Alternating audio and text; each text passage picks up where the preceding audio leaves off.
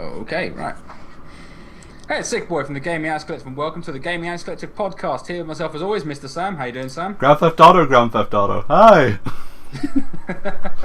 That's all everybody's been talking about, so it's important stuff. And also, we've got Joyce, we've got Black Prion. How you doing? How you doing? Pretty good. And Press Extra Remorse. How you doing? Hello. Okie dokie, right off, just going to start with a few bits of housekeeping before we go through. We've got some news stories to go through today, rather than a general topic, so we'll pop through those. First off, just do a quick, what you've been playing recently. Sam, what have you been playing? Grand Theft Sam Explains. I have been playing not Grand Theft Auto because I don't have it, because I decided to take a PC Master Race standpoint, but I'm getting it on payday. But other than that, Skyrim and Persona 4. Because I'm a nerd. Prion, what about yourself? Let's see, Injustice, Persona 4 Arena, Final Fight 3, and Tetris. That's what's on my plate right now. Oh, nice.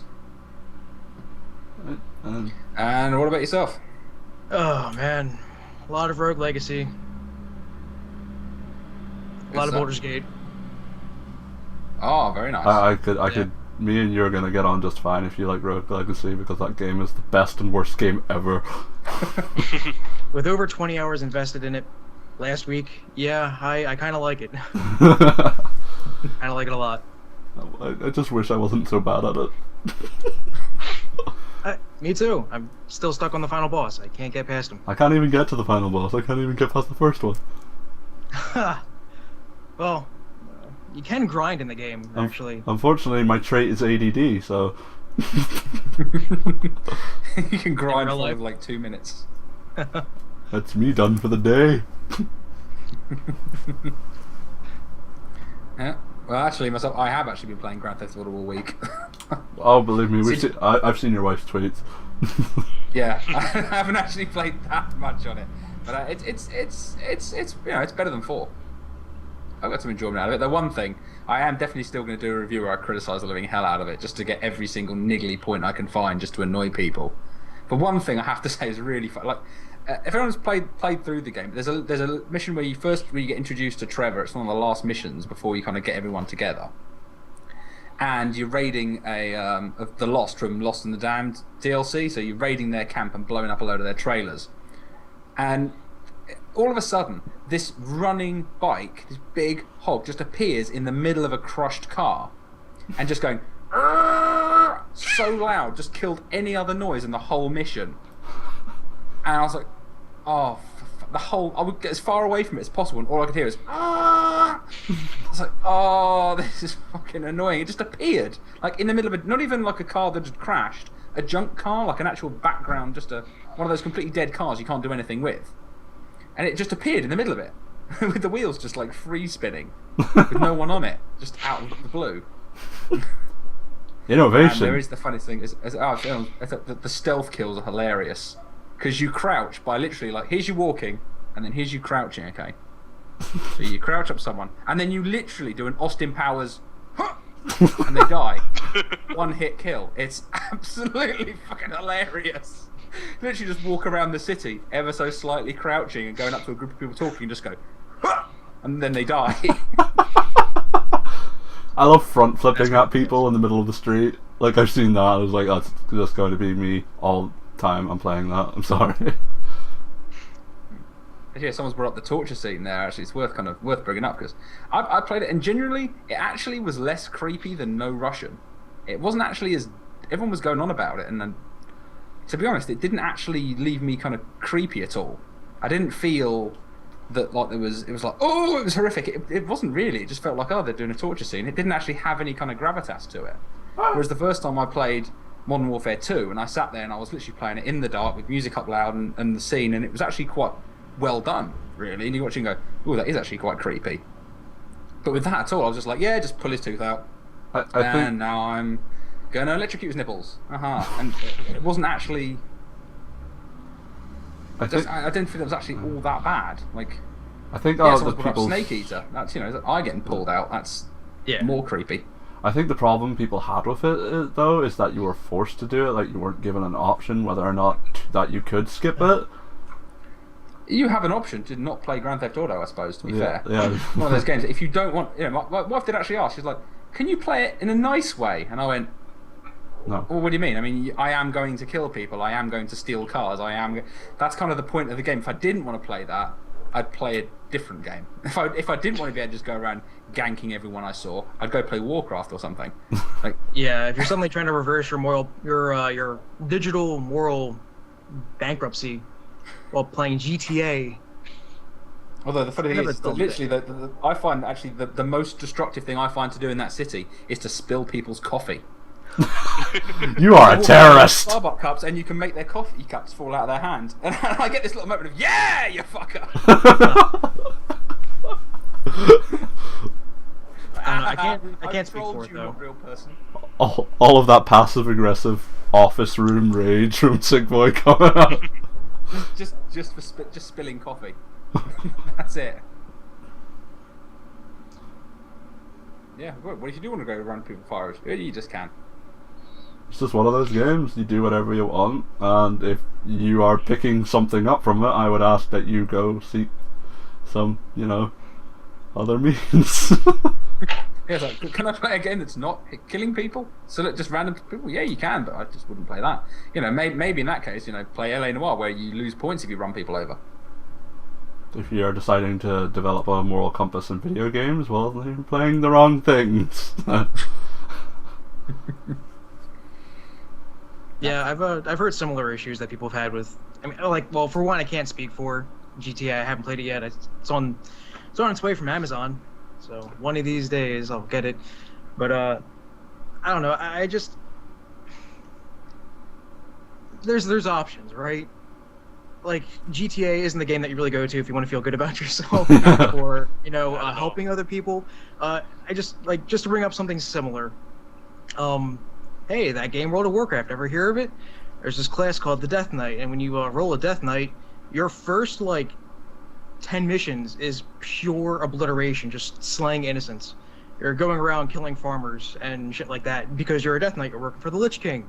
Homeboy kind of wants more dead people to call into his army of the undead. And sure, you're doing it to the Scarlets because the Scarlets are all evil, mean, racist people. But regardless, you're still killing the innocents of their town. You're killing the farmers. You're killing the priests and all this stuff. And people have issue with this. I didn't sign up for this, so don't roll a Death Knight. There's 10 other classes or 9 other classes at the time of which you can role play in different ways. You can be evil, nice, etc., blah blah blah. You can roll a race that has the moral compass of which you align yourself with. You don't have to be a dick. It's that simple. With GTA, the whole game is you are a dick, right? Yeah. You're either Dick 1, Dick 2, or Dick 3. Yeah, literally. You can. And there is a really daft thing that because you can customize the character's haircuts and clothes, but the clothes all reset when you shift to another character, or you start a mission, and then that guy's suddenly wearing shorts and a t-shirt. I had him in I had him in a suit a minute ago. Now all of a sudden he's I saw someone on Twitter put a thing going that they left, came back, and their character was coming out of a strip club in a skydiver's outfit. How did that happen? Someone is having a good time. Yeah, jumped out of a plane.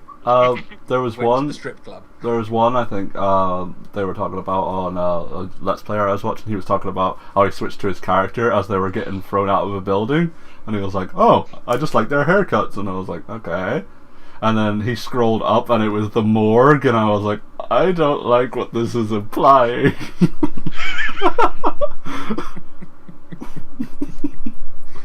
That's not roleplay, that's not roleplay at all.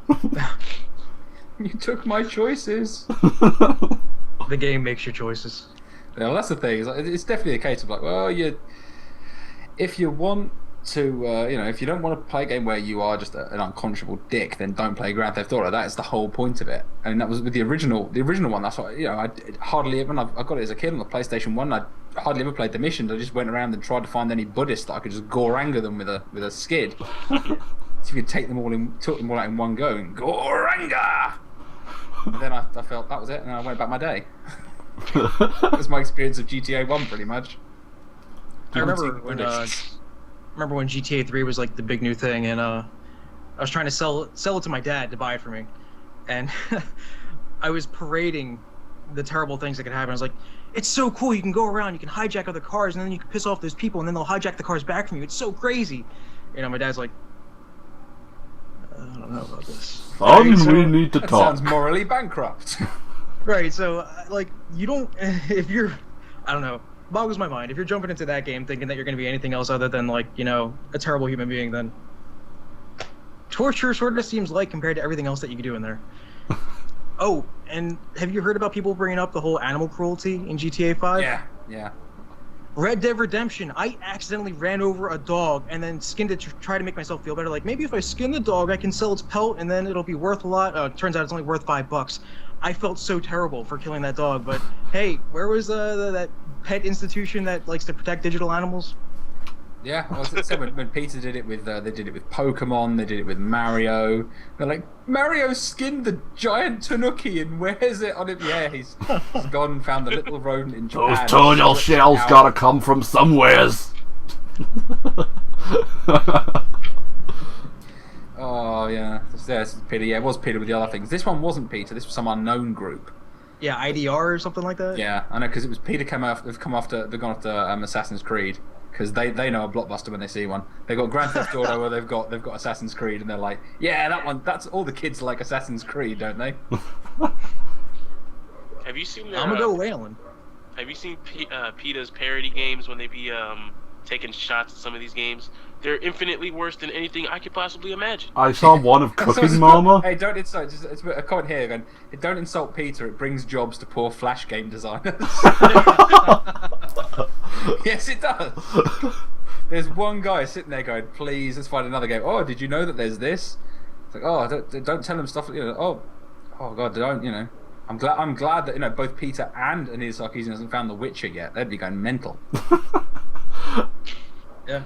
I played like their one for Thanksgiving. Like it was like, this is what happens to your turkey, and I was like, this is just making me hungry. Well, especially when they do stuff like they just like the Holocaust on your plate and actually like show death camps, show Auschwitz and be like, this is what your chicken's going through. And you're like, I don't think so. I really don't think so. Didn't they also do that picture of Pam Anderson where like they show like dotted lines where you can cut up the bits of her meat? Yeah, that's only going to encourage people, surely. It just made me want to fap. I mean, I don't mean to be gratuitous, but I'd rather go naked than wear fur. Good, save me a fortune, and you'll look better for it. That's fantastic. I'm happy with that. If every supermodel would rather go naked than wear fur, I'm not interested in buying them fur anyway. Let's so, start a petition, please. I did actually genuinely. I was about 14. I think I had my first leather jacket, and I was walking through a fair. And someone was advertising about animal rights, and he just pointed at me, and he was going on about people who use animals for their, like you, and starts pointing at me, and I was like a 14-year-old kid. I just looked at all these people were going, murderer! Shit! Just ran. We had. I would like to have seen how they would dress themselves. You know, like a good 200 years ago. Well, what Still I love not concerned when you gotta skin a bear and a werewolf. You know, keep yourself warm. And I mean, you can make the argument, well, we got linens now. Well, they had linens back then, too. Yeah, I do. It's like, we had cotton with the Egyptians. It's not like a new thing. But I like the fact that, because it's not the stuff that they actually talk about, which is, I think, you've got an argument to go, yeah, fine. I don't like animal testing. It's not an ideal thing. I'd like to minimize it, especially in my industry. I am actually a scientist. We do actually work to decrease animal testing because it's not a nice thing to do. But at the same time, what they want is like total animal liberation. They want like all pets to be killed, and they want like all the cows to just walk around and have equal rights to humans. I'm like, no, that's fucking mental. You've gone from like, yeah, okay, don't be cruel to animals. Yeah, okay. And it's like, no, they're worth as much as you really, because I'm sorry, but I'd stomp 1 million mice to save one baby with leukemia. Just saying, that's my opinion. Oh, absolutely. Most people would agree on that. Wasn't it like around the early 1900s when they actually, when scientists themselves actually wanted to minimize their own animal cruelty with their experimentations? Like, they went from working on cats and dogs, but obviously public reception was like, that's kind of fucked up. So then they started working on like mice and rats, and it's more acceptable. Yeah. And it turns out it's actually working out really well. Like we're actually able to study like rat brains or mice brains like really well. Like actually able to test out their like their sleep activity and how their dreams affect their bodies and shit like that. That's what one of my friends does actually at university. He does a lot of slicing up mouse brains. Yeah, I don't like again. I mean, I support helping animals. I mean, I have 3 cats. I fucking love them to death. You know, they're like my little furry retarded children. But like, I just think PETA itself goes too far. PETA 2, I probably find myself agreeing with more often because PETA 2 is usually about domestic animal protection. You know, you got your horses and your cats and your dogs and shit like that. So, yeah, but I don't know. Like, I just think that everything needs moderation. I think surely they could get rid of all these groups if we all just agree don't abuse anybody or anything if unnecessarily. Yeah. They're kind of like don't be bigot about anything. Don't like you know, just don't do that. And they're kind of like don't be racist. Yeah, don't be anythingist. Don't be ist. Don't be, you know. Don't hate people because of something that they're born about. You know, just hate them if they're a dickhead. If they're a dickhead, don't like them. I'm so happy you just said that. That don't be an ister or don't practice the isms, and I can't agree more with that because, I mean, I'm not going to change this topic to feminism or misandronism or whatever. But I just want to say like why be a feminist or a misandrist when you could just be a humanist? Yeah. Why not equal rights and treatment for all mankind? People go funny with you and you go, I'm actually kind of egalitarian. Like I want everybody to be treated with the same degree of respect and regard. Unless they've harmed somebody in some horrific way, and then they need to be punished for it. That's the way it happens. You know, we have laws, break the laws, get punished. Just be a human being going about your day. No one should with you. Yeah. That should just be the way things go. And I find it really funny that whenever I do a video, I don't think you got similar experiences as YouTube. When you do a video saying some people all of a sudden they're kind of like all the bigots come out the woodwork. And they kind of go, I've had people, these people have been commenting to me about like the GTA review, and I said, you know, it's massively out of line to be harassing someone because you don't like their review. And then there's some people who go, well, I think giving it a 9 and saying it was misogynistic is, you know, they should have given it like a 5 if they really believed it was that bad. And you go, okay, well, there's a 9 if you don't like the review. Yeah, that's one thing. But the problem is when it comes down to when kind of people then I look at the people who then go off on me, and I look at them and they're not even joking, they're actually Nazis. You look on their account and it's streams like Hitler was right, like let's have a pure white America, and you kind of go, whoa, where have you come from? Still make you pure white America, the place where we ran over all those people with a darker. I had one guy telling me he wasn't a Nazi, but he was a white nationalist. I was like, the difference between a white nationalist and a white supremacist is what exactly? Isn't Less England actually iron having a problem crosses. too with the British Nationalist Party? Yeah, we do, but the bigger problem that we've got is actually the English Defence League, who are just thugs. They're just thugs. The funny thing is that they will say stuff like, because they really hate Islam, but they'll go, all Muslims hate all gay people. And then there's kind of gay people picketing with the Muslims going, fuck off, you fascists. Going, hate brings us together. You killed. They'll murder you. It's like, they want Sharia law and they want you all dead. And they're like, not really. We don't actually want that. There are those who do, and we want them in prison. I just want to go about my day without someone hitting me around the head with a baseball bat because you don't like my religion. That's what I don't like. Yeah, I remember reading something like actually I think it was Islamic ray guns. If anyone has ever heard of that phrase, it's the funniest thing ever. There's this guy, really drunk guy. I think he was in Leeds, or I think it was Bradford. And of course, it was from Bradford. And he had a microphone, and he was going about them. And what he was saying was, he kept saying Muslimic instead of Islamic, which is hilarious. But he said, he basically was trying to say Islamic rape gangs, but he comes up with them Islamic ray guns, and it's like Islamic ray guns. Like, oh shit, they've got Islamic ray guns! Fuck it, run! You've invented magical guns. Ahmadinejad just last year was revealing how big and hoity-toity his little nuclear rocket is. If they've gone from that to ray guns, in Iran To the that Muslim quickly. I Holy surrender. shit, America, get it together. Oh, if you go on YouTube and check Muslimic ray guns, it is this guy's like his eyes are all lidded. He's pissed. He's like, oh, about them Muslimic ray guns, and they come over here with the Muslimics, and they come over, and it's like, what the hell? There's Muslimic, man. You gotta watch out for those cows. I think there was someone. Where was it? Was it someone in? Is it a politician in Australia? I think said something about kind of like the something about the nation, about the actual like obviously they've heard of the Nation of Islam and thought it was a country. No, that's a group of like civil rights activists. No, oh my god, that just reminds me of Newt Gingrich. Have you ever heard of Newt Gingrich? That old ugly son of a bitch. He I think it was last year or the year before, he was going on about how Muslims are Islam is a form of government. It's not a religion, and that they're atheists. Islamic atheists. Okay, think about that. You know, a religion that of which has a god. They're one god. They're atheists, by the way. Monotheistic atheism.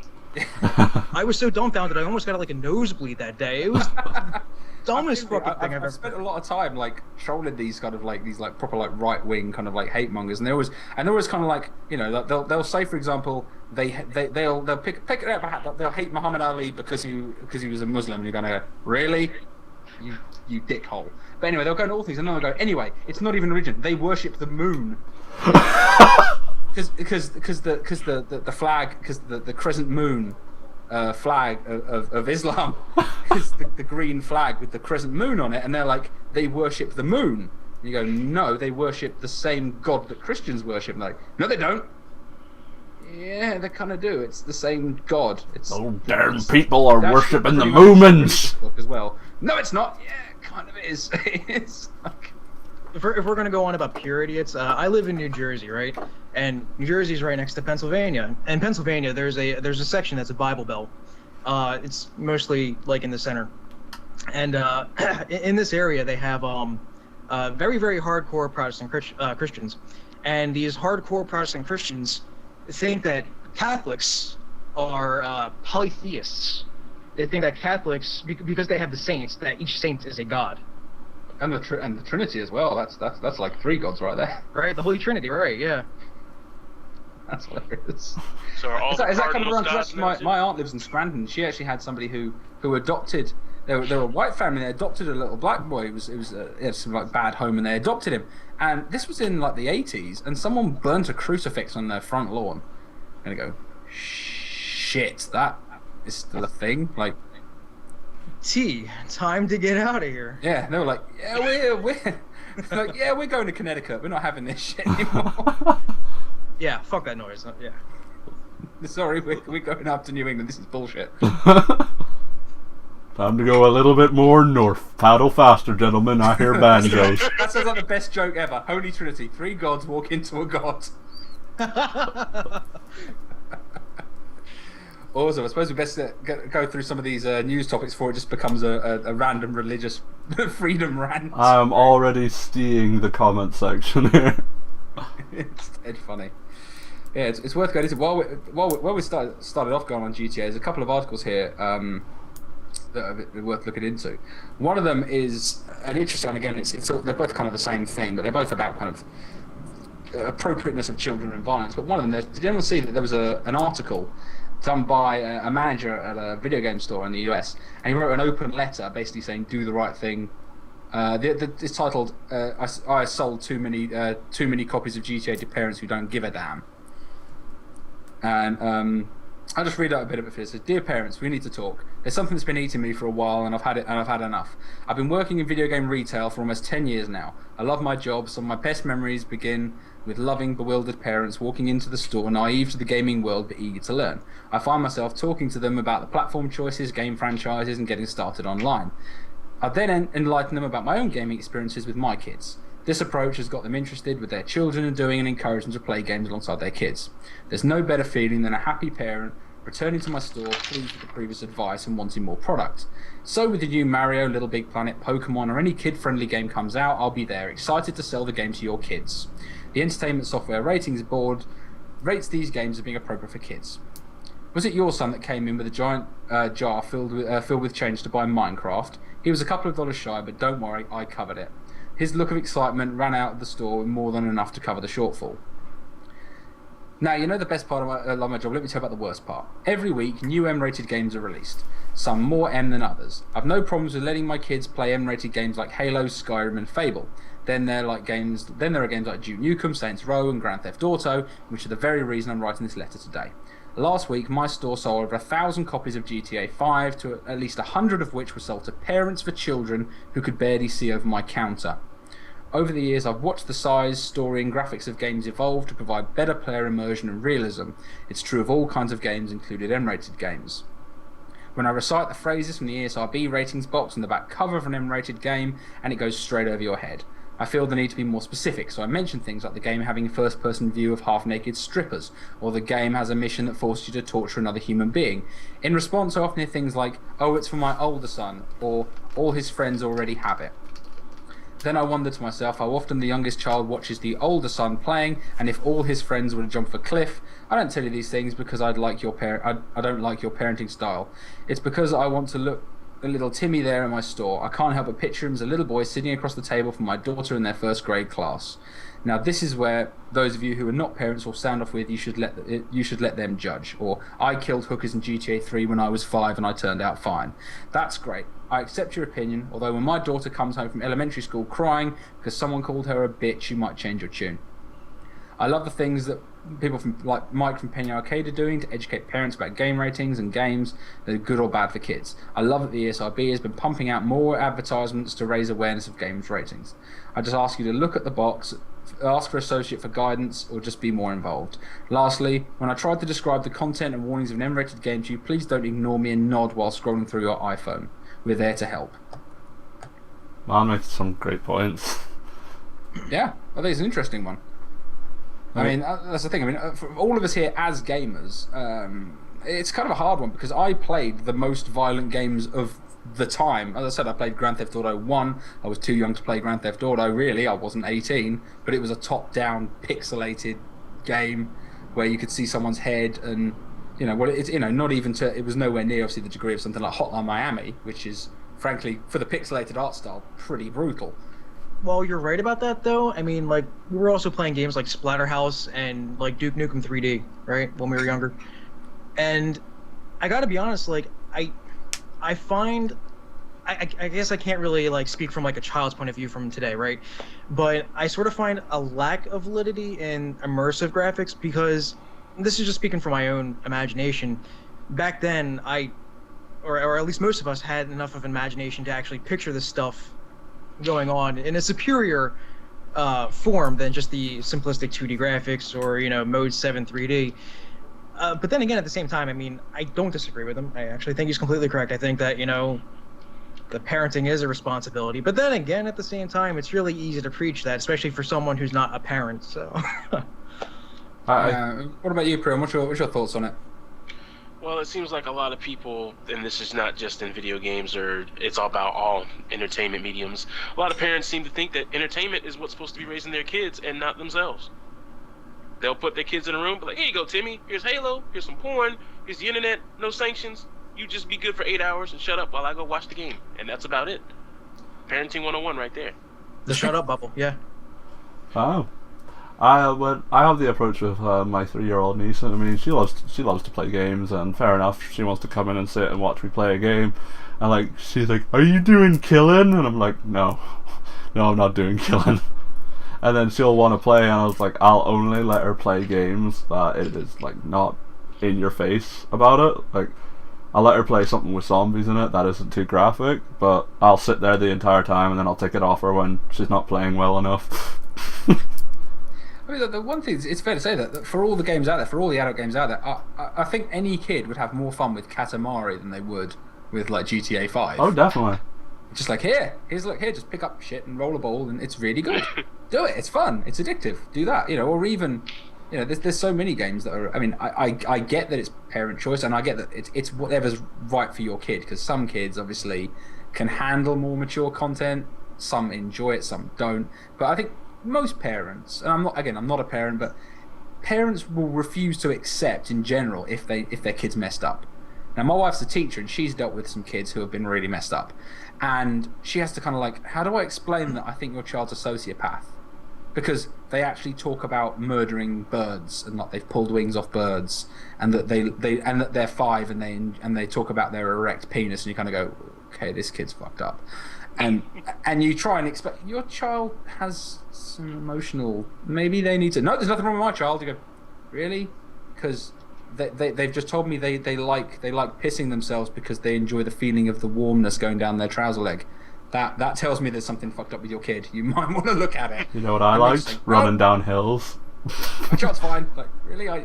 So I found a fence, and we got some sticks, and we made Teenage Mutant Ninja Turtle weapons and used to beat the crap out of each other. That was a thing. I still do that. But then we got found out, and I got told off. It wasn't like my parents were like, "What are you doing?" I've taken 2 bits of wood, got my friend's dad's saw, cut it in half, got a staple gun, got 2 sticks, and I've got nunchucks, and we're bashing each other with them. And funnily enough, my mum wasn't like, "That's a really good idea. You should do that more." Nothing. Like, you knew you were going to get in trouble because you knew it was wrong. When your parents sanction it, and they kind of go, here, if they turn around and they're like, "Here's Kill Bill 1 and 2, enjoy." They're really good films. They've got good reviews. Go watch. Because it's good entertainment for adults, so it should be good for you. And it's probably not. It's fair to say that Little Big Planet is probably more fun, again, than any M-rated game for a kid. Exactly.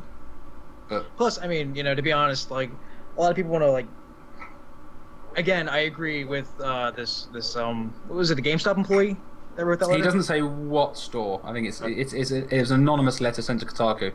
Well, while I agree with him entirely, I mean, a lot of people have to remember that, like, when it comes to people who do terrible things, who will go out there and kill people or, you know, torture animals or blah, blah, blah, whatever, it's not the games or the movies or the books that are the trigger. You know, these are people who have something that's been festering in their mind because there's something unstable about them to begin with.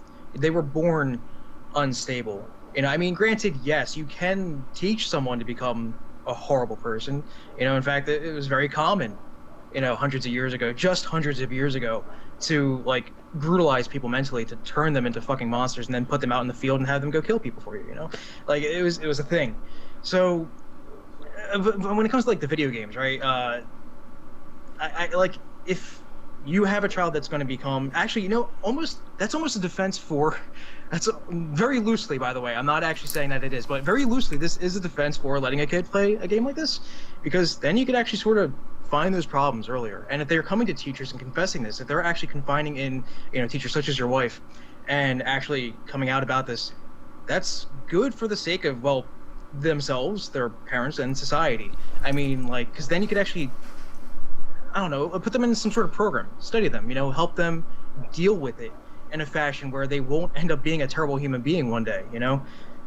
Yeah. I mean, but then again, like I said, that's a loose defense for it. It's not like... And I do think that there is that issue that there's always going to be, there's that taboo about mental illness and about, some people are just messed up, and people are too afraid, you know, they're kind of ashamed or afraid to go, I'm messed up or my child's messed up or something. There's this whole taboo, and you kind of go, well, some people are. I mean, there's like a holy trinity of, like, you can spot like a serial killer or any kind of, like, psychopath quite easily if they're just, like, left to their own devices. In general, you find that if they set fire to stuff, if they harm animals and wet the bed a lot till they're quite old, those 3 are like the holy trinity of, like, yeah, that kid is a danger. Let's put him on a watch list because he's going to have dead prostitutes in the back of his car in, like, 10 years' time. Right. And it's pretty much like, if you go to any of these people, you investigate these people's past, and it is true. You hear people go, oh shit, look at this. These kids, all these warning signs are here in their childhood. Yeah. And it's kind of a shame that people are kind of, they're too defensive to kind of go, okay, because some people are just naturally, they're psychopathic. It's a thing. But every billionaire is a psychopath. Every multi-millionaire is a psychopath because they don't give a shit about anybody else, and all they're interested in is their own game. You have to tread on people. You have to tread on people to be that successful. You have to not give a shit about other people, and that's what being a functional psychopath is. They did some studies where they actually study people in like upper management and like CEOs and board members, and you find that a massive chunk of them, compared to the average population, are psychopaths. They've never killed anybody. They've never like harmed somebody, but they have that tendency. It's an actual brain type. It's where you don't give a shit about other people. You have no. Yeah, empathy. I think I read that same article. Is that the one where they talk about do you think your boss is a psychopath? They might be. Yeah, there's a book, Mark. I can't think the name of it. This is the psychopath test. Actually, there's a test of these number of questions, and there's like 1, 2, or 3 with like however you saw the questions, and it scores you out of 30 as to whether you're a psychopath. It's an interesting one because it's not like, again, it's not like will you murder somebody, but obviously there's plenty of functional psychopaths out there, lots of them. Not everybody is a murderer. These people are, and if you can spot them and you can train them to this is how you're meant to feel, maybe there won't be a problem anymore. That is what. I guess I won't derail it, but I'll just say, yeah, that is what we should be doing with people who end up in these situations. If you're quick to throw them on a death row after they do something terrible, then how are you going to prevent that issue from happening again in the future? It's better to dissect the situation rather than to, burn it. I'm going to go on just going to move this on to a similar topic, and I'm not going to read this one out because it makes my brain ache, but I will put it in the description field, and I will just broadly explain it to everybody. Please. There's an article that I came across, actually was Nate, Kane Bring the Pain brought it up. He speaking to this person, and they wrote an article, apparently based on his opinions, which apparently, and they're basically a claim saying that. And the title's called Global Warming, Video Game Violence Deniers Roll Dice with Science. The first 5 paragraphs are talking about climate change denial, okay, which is entirely irrelevant to the video game article, and then goes on to basically saying that I spoke to this journalist, and they actually said to me that all medical groups, all medical society, all scientists, all accept it, and she mentions that the media are actually saying that video game violence doesn't affect people, that they're not blowing it out of proportion, which I think we'll all agree here is the dumbest statement I've ever heard. Because as anyone here, genuinely, for people who speak out about video games and stuff, have you ever heard of a news outlet openly saying, stop going on about video games, they don't turn people into killers? No. If you can't sensationalize it, you're not going to make money off of it. You're not going to get the views. Well, we all know that. This is here. The statement here. Now psychologists have moved on to the question of why people deny violent video game effects, and they say the reason is partially because of the media. The media has been proven to, over time, increase the number of reports stating that violent video games are not linked to violence, even though according to 5 major medical and so only 5, so not all 5, only 5 in America, not 5 globally, or if that'd be pathetic. And psychologists, it's not. The paper titled "The Effects of Violent Video Games: Do They Affect Our Behaviour?" Psychologist Brad Bushman says that there are other reasons why people deny the effects of violent video games. I'll give you his quote just so we have it as a talking point. People may think, I played violent video games and I've never killed anyone. This fallacious reasoning is a good example of how the availability heuristic coupled with the base rate problem distort reasoning. It's not surprising that people who play violent video games have not killed anyone because very few people kill. However, murder is the most salient violent event in most people. So when they don't have available in memory cases of people playing violent video games and then murdering, they ignore the base rate of murder and conclude that video games have no effect on aggression. I mean, yeah, as we said before, mental people with access to violent media will enjoy that media and they may get obsessed by it, and it may encourage them as to how they harm people. Yeah, that's exactly it. That's going to encourage how they're going to do it, not when they're going to do it. Or they're not going to turn you into it. And they say, well, no, it doesn't turn. No, this statement even says it doesn't turn people into killers. It doesn't turn people into killers. But it does say, oh yeah, well some do, yeah, but some people who like mayonnaise murder people. Some people who like wearing shoes and not sneakers. Some people who like Birkenstocks, who only wear Birkenstocks to kill people. Should we ban all Birkenstocks? We should ban Crocs. Some people who are into science kill people. Oh, yeah. Wait. Evil scientists. Yeah, Joseph Mengele was a scientist. He had human skin lampshades. Therefore, Really? all scientists are wrong. If you're playing Yes. violent video games and all of a sudden something just says this makes sense, I urge you to put down the control, please, for all of us. Yeah, I love this. This simple phrase in itself is hilarious. Global warming deniers and video game violence deniers roll the dice with science. Meanwhile, oceans continue to rise, ice caps are melting away daily, polar bears are starving to death, and mass shootings go on and on. Only in America, I might add. Denial is dangerous, and those who continue to roll the dice in this way gamble with our future. Surely being American makes you more likely to be a spree killer. Because in the UK, we've had one in the last 20 years. So, by that point, you could say being an American citizen is an indicator of violence. It's not, but you could say that argument because statistics show that there's clearly something in American culture, or either that or the availability of guns or something, or the education system. I don't know what it is, but there is something that makes people in America, and even not even in Canada, commit more gun crime. That's a thing. Is it video games? No, it doesn't happen in South Korea. It doesn't happen in Japan. It doesn't happen in Europe. So why is it video games? Crime, I mean, in general, has, like, globally, it's declined as civilization's gone further and further. In America, specifically, I mean, honestly, one of the worst atrocities of, like, a school massacre actually happened before television was ever invented. One of our worst recordings of children being slaughtered at their studies was around, I think, roughly in the 1800s or something like that, 1800s, 1700s. Yeah, something like I want to say several hundred, like, kids were just butchered. Okay, so now suddenly the video games. No one's mentioned that being a Puritan in America gives you a 100% chance of committing genocide. Of course. Have you seen any Native Americans lately? Have you seen, like, a town full of them? Because I haven't when I was living out in the US. Yeah. I think it was Chris Rock made a good joke once where he said about, people talking about racism. He's like, and the Native Americans aren't saying anything because they're all dead. You've not even seen a family of them in a Red Lobster. You just don't see them. You gotta go.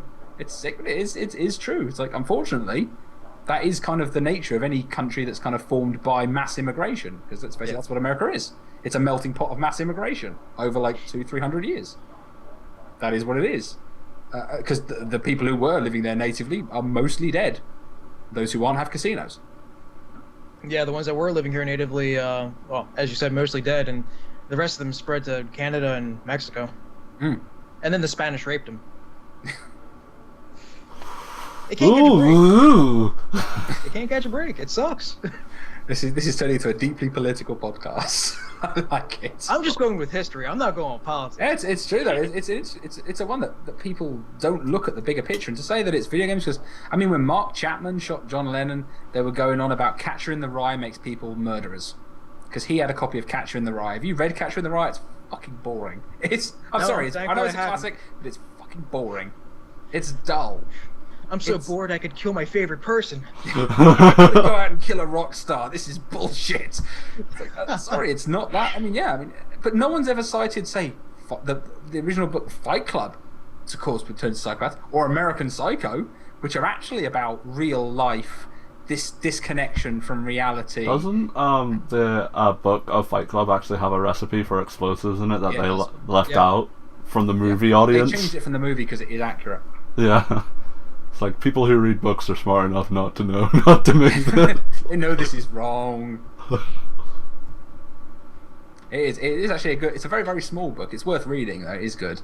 It's far more brutal than the film is. But I like seeing Jared Leto get his face punched in. Oh, that is quite funny. In fact, he's in both. He gets his face punched in, and he gets killed with an axe in American Psycho. Oh. Christian Bale kills him to was it Huey Lewis in the News? Well, I do like Huey Lewis in the News. It's hip to be square and kills him with an axe. Because he had a better business card, which is a fair reason. I'm sure you've had that feeling, Chris. I don't remember that character now. But yeah, the one that Paul. actually turns out to have been killed in the first place. Spoiler alert. Oh. Feed me a stray cat. Yeah, Catcher in the Rye is a big pile of suck. I absolutely agree. Sorry, Catcher in the Rye sucks. Don't bother reading it. It sucks. It's so boring. I think it was written in the 50s, and you can tell 50s or maybe early 60s, but it's got that kind of like, it's kind of like Rebel Without a Cause with absolutely no grit. Yeah, I haven't read it, but I heard isn't like the whole trigger warning on there that like foul words are used, like fuck. He gets punched in the face by a hooker. Maybe he asked for it. Yeah, he Maybe that's really what wanted to be punched in the face. Again, nobody mentions Fight Club with that. That is a whole story about being. We're not allowed to talk about Fight Club, that's why. The first rule is we do not talk about Fight Club. Don't talk about the Gaminganarchist podcast. Let's move on to something a wee bit more FGC related. This is going to be a contentious one, I reckon. I've got a link here about with regards to Injustice. Now, Injustice is getting a rebalance patch. Ooh. And I made the argument before with Street Fighter with it. I forget if it's Ultra or Ultimate now. Is it Ultra? I don't even know. Who cares? I don't care. Whatever. The fifth version of Street Fighter 4. Because I'm sorry, I've got one version of it. I'm not going to buy another because I'm not a competitive tournament player, so I'm not going to. But anyway, but Injustice is being rebalanced with a patch. Okay, and a lot of people have argued the point of that Capcom needed to not just sell the new characters separately, but they needed to pay for the rebalancing because it's too expensive. So what do you guys reckon? I mean, with this case, obviously you've got Netherware have done this a few times now, as Western fighting game developers have continued to support the games, I believe, more from a commercially sort of a consumer-friendly standpoint. Well, I think it's that, and they're trying to get their product at EVO, because once you've made it at EVO, then your game's going to have a lot more life to it. There's going to be more people playing it, crowds following it, and I think because that game was designed to try and get into the professional leagues, but obviously it's not up to par to get there because of the balancing issue. So that's my opinion on it. I mean, it could be completely wrong. Maybe they're just making it more accessible. I don't know. I mean, Just, we can't. Just to cover, there's a couple of comments here asking to explain what the patches are, but it's coming out on the 1st. Let's see. There's patch notes. You go into detail about that. Yeah, there's patch notes came out today actually. There's patch notes today, but basically one of the things is that they're going to buff Ares because they say because he's underpowered, and a few of the characters at Evo. They're saying they're trying to rebalance obviously based on the Evo feedback and obviously the tournament feedback, but particularly it seems that Ares that they feel he's too nerfed, so they're gonna bulk him up a bit.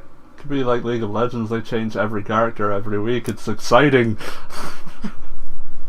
Because with these Injustice balance patches, like I've been playing it since day one. I know some people that were testers for the game.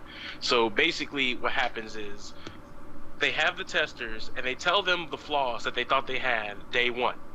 They only fix some of them because there's a developer known as Paulo. I don't know if you guys know who that is, working on Injustice. The way they do it is if it is not broken to them, they will not fix it. No matter like what the community says.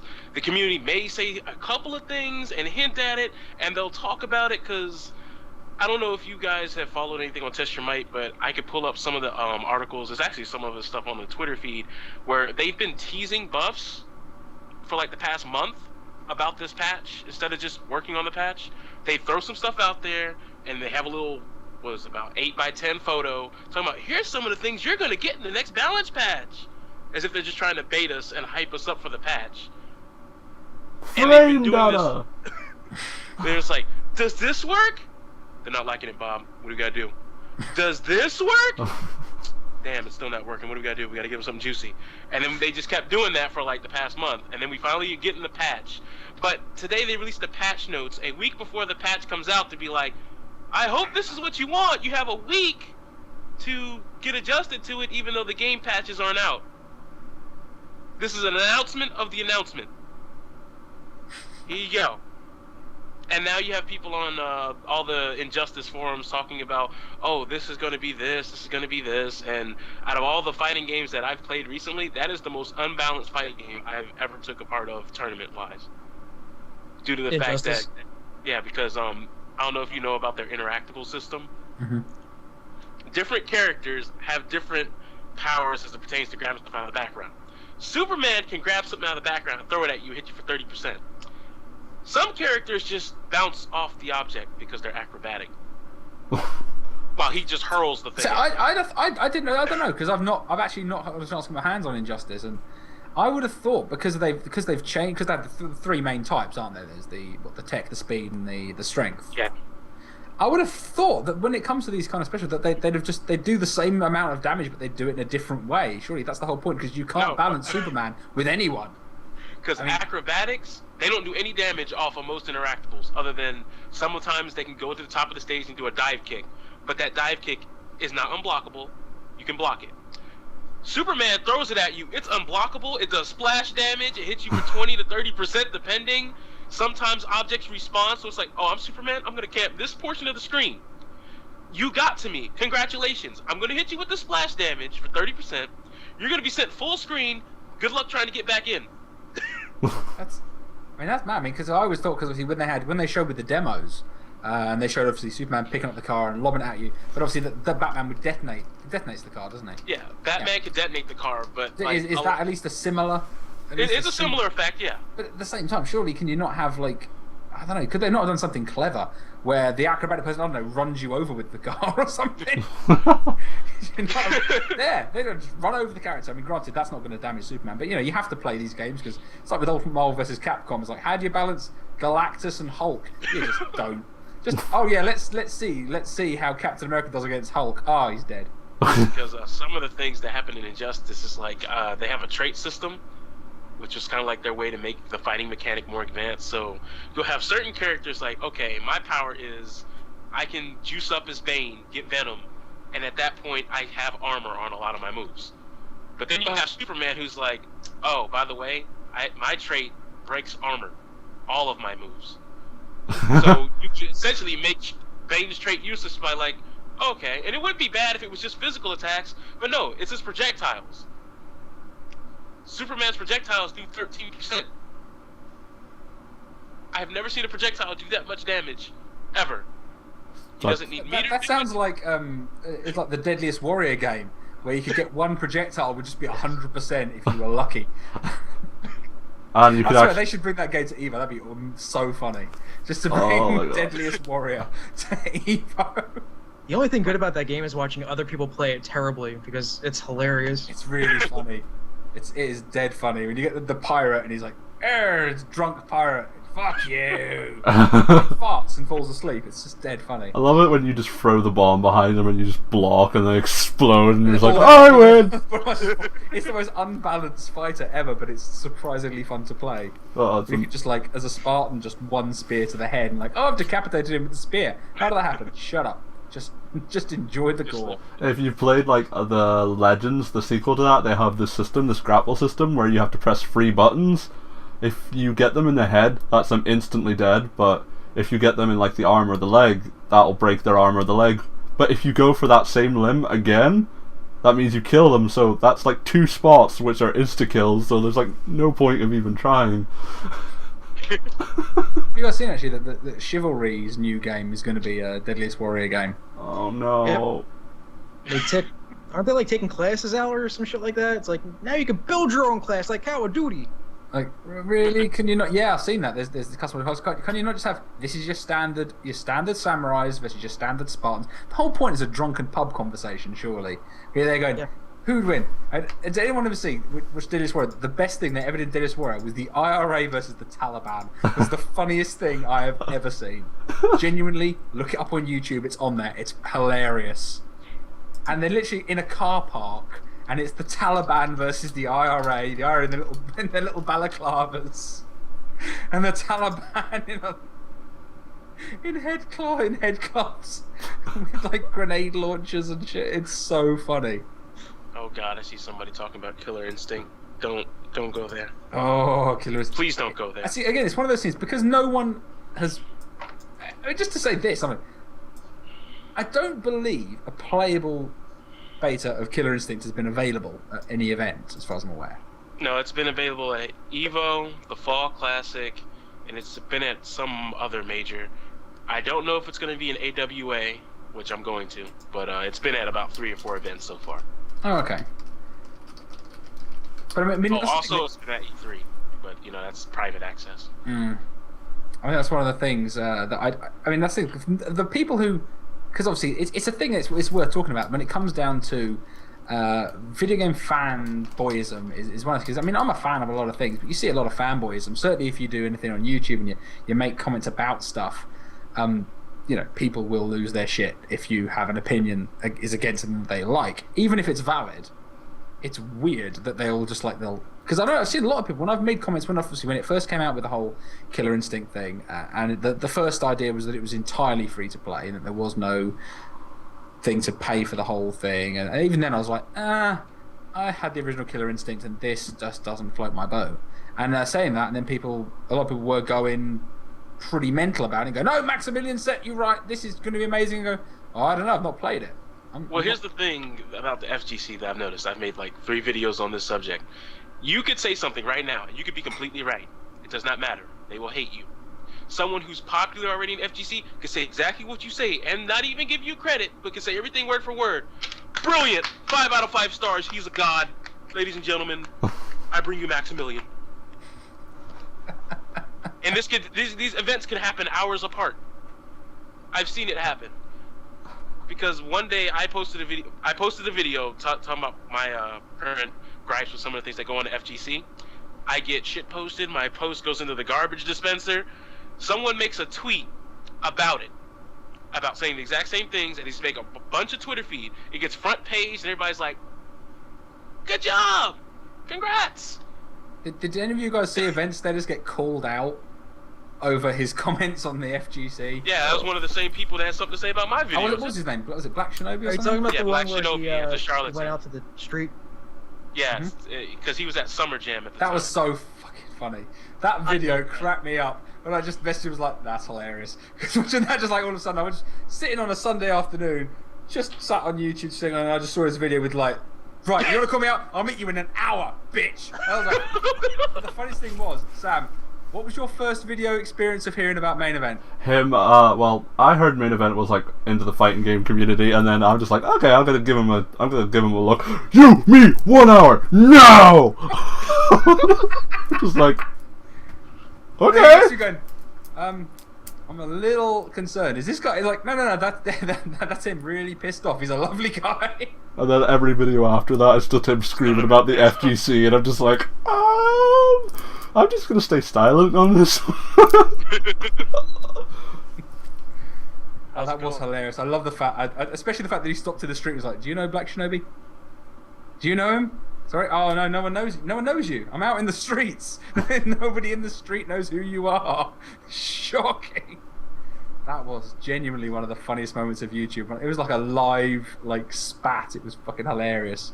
It's one of those things. A friend of mine, it reminds me, a friend of mine when I used to play rugby with and I was at school with, he used to go to bars with a mouth guard, like a gun protector in his pockets. And if someone ever tried to have a go at him, he was he was quite slender. He was quite strong, but he was quite a good-looking kind of guy. And he used to get a lot of sticks. He'd try and chat up all the girls. And somebody giving him shit, and he'd just literally take the mouth guard out, put it in, and just go, right, now! And he'd just walk out with it in his mouth. And they'd go,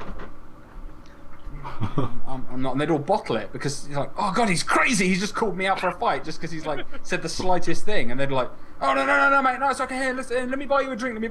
And they'd all just calm down. And you're gonna go, all right, sorry, I thought you were calling me out because I thought you wanted to fight. We're gonna fight now, aren't we? No. I just wanted to give you shit. And you go, right, well, maybe you shouldn't have said what you said. Like, oh, I'm sorry, mate. Here, have a drink. Here, I'll buy your friends a drink. Ridiculous. I don't get it. You get this. I honestly have respect for that. Hopefully, he doesn't get that with the wrong person. No. One day. Yeah, he was lucky. He never. No one actually just turned around and chinned him, which was quite good. He managed to survive pretty well. But there is that thing. I think it's in general, the internet, especially if you're someone who puts your opinions out there, that people want. Some people just want to come and argue with you. Some people want your head on a pike. Too far.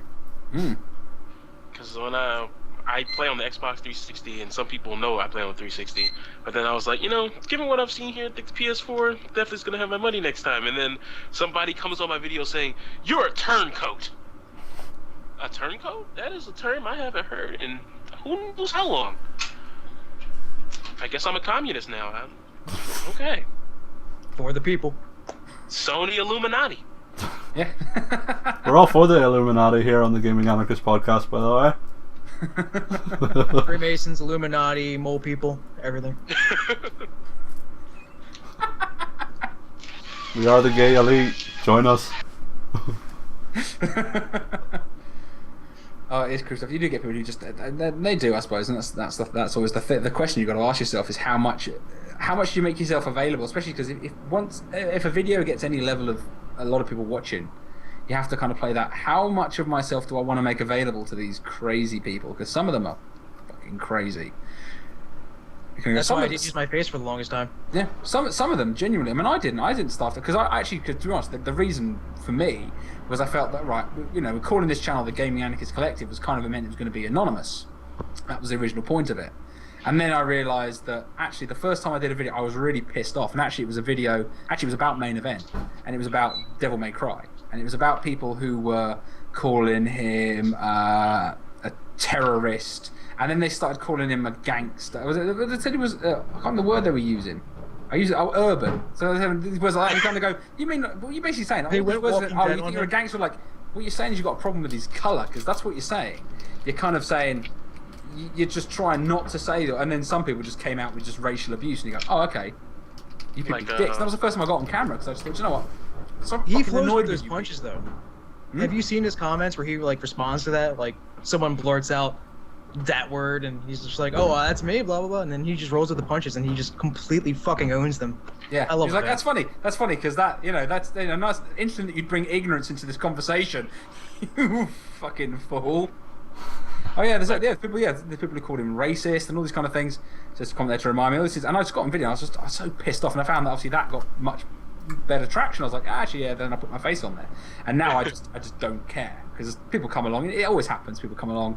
They'll want to undermine your argument based on either your physical appearance or something about you. Your I've had English. people just go, "You sound gay." I was just assuming they're from like Alabama or somewhere. You sound like a fag. You're from that England. You goddamn queer. Quit queering all over my yub tubs. Which was funny because when I was living in the States, I was like, the thing that makes me laugh is like, your voice is really gay. And the funny thing is like, do you know what? Actually, as an Englishman who lived in America, do you know what's funny? Women love it. So, guess who doesn't think I'm a fag? All your women. Just so you know. Because I'd be the bar and like, oh my god, are you British? Actually, speaking of crumpets, those of you who are aware of the crumpet, and this is something that I've always tried to teach, to spread around as like a misnomer for Americans to believe that we don't have McDonald's so much, but what we do have, I claimed that we have a place called Mr. Crumpet, where everybody... We're making that a thing. Tea. We're making that a thing. Oh my god. And I've just told people, I used to tell people that in bars and places, we had a place called Mr. Crumpet. I just thought it was awesome. They were like, really? Yeah, you can get crumpets any time of the day. You can get cheese crumpets, Marmite crumpets. I want mixed spuddies. You can just get spuds and jam and all of that. You get Earl Grey tea and crumpets, and that's what it serves, and scones with clotted cream. Drive-through. Yeah.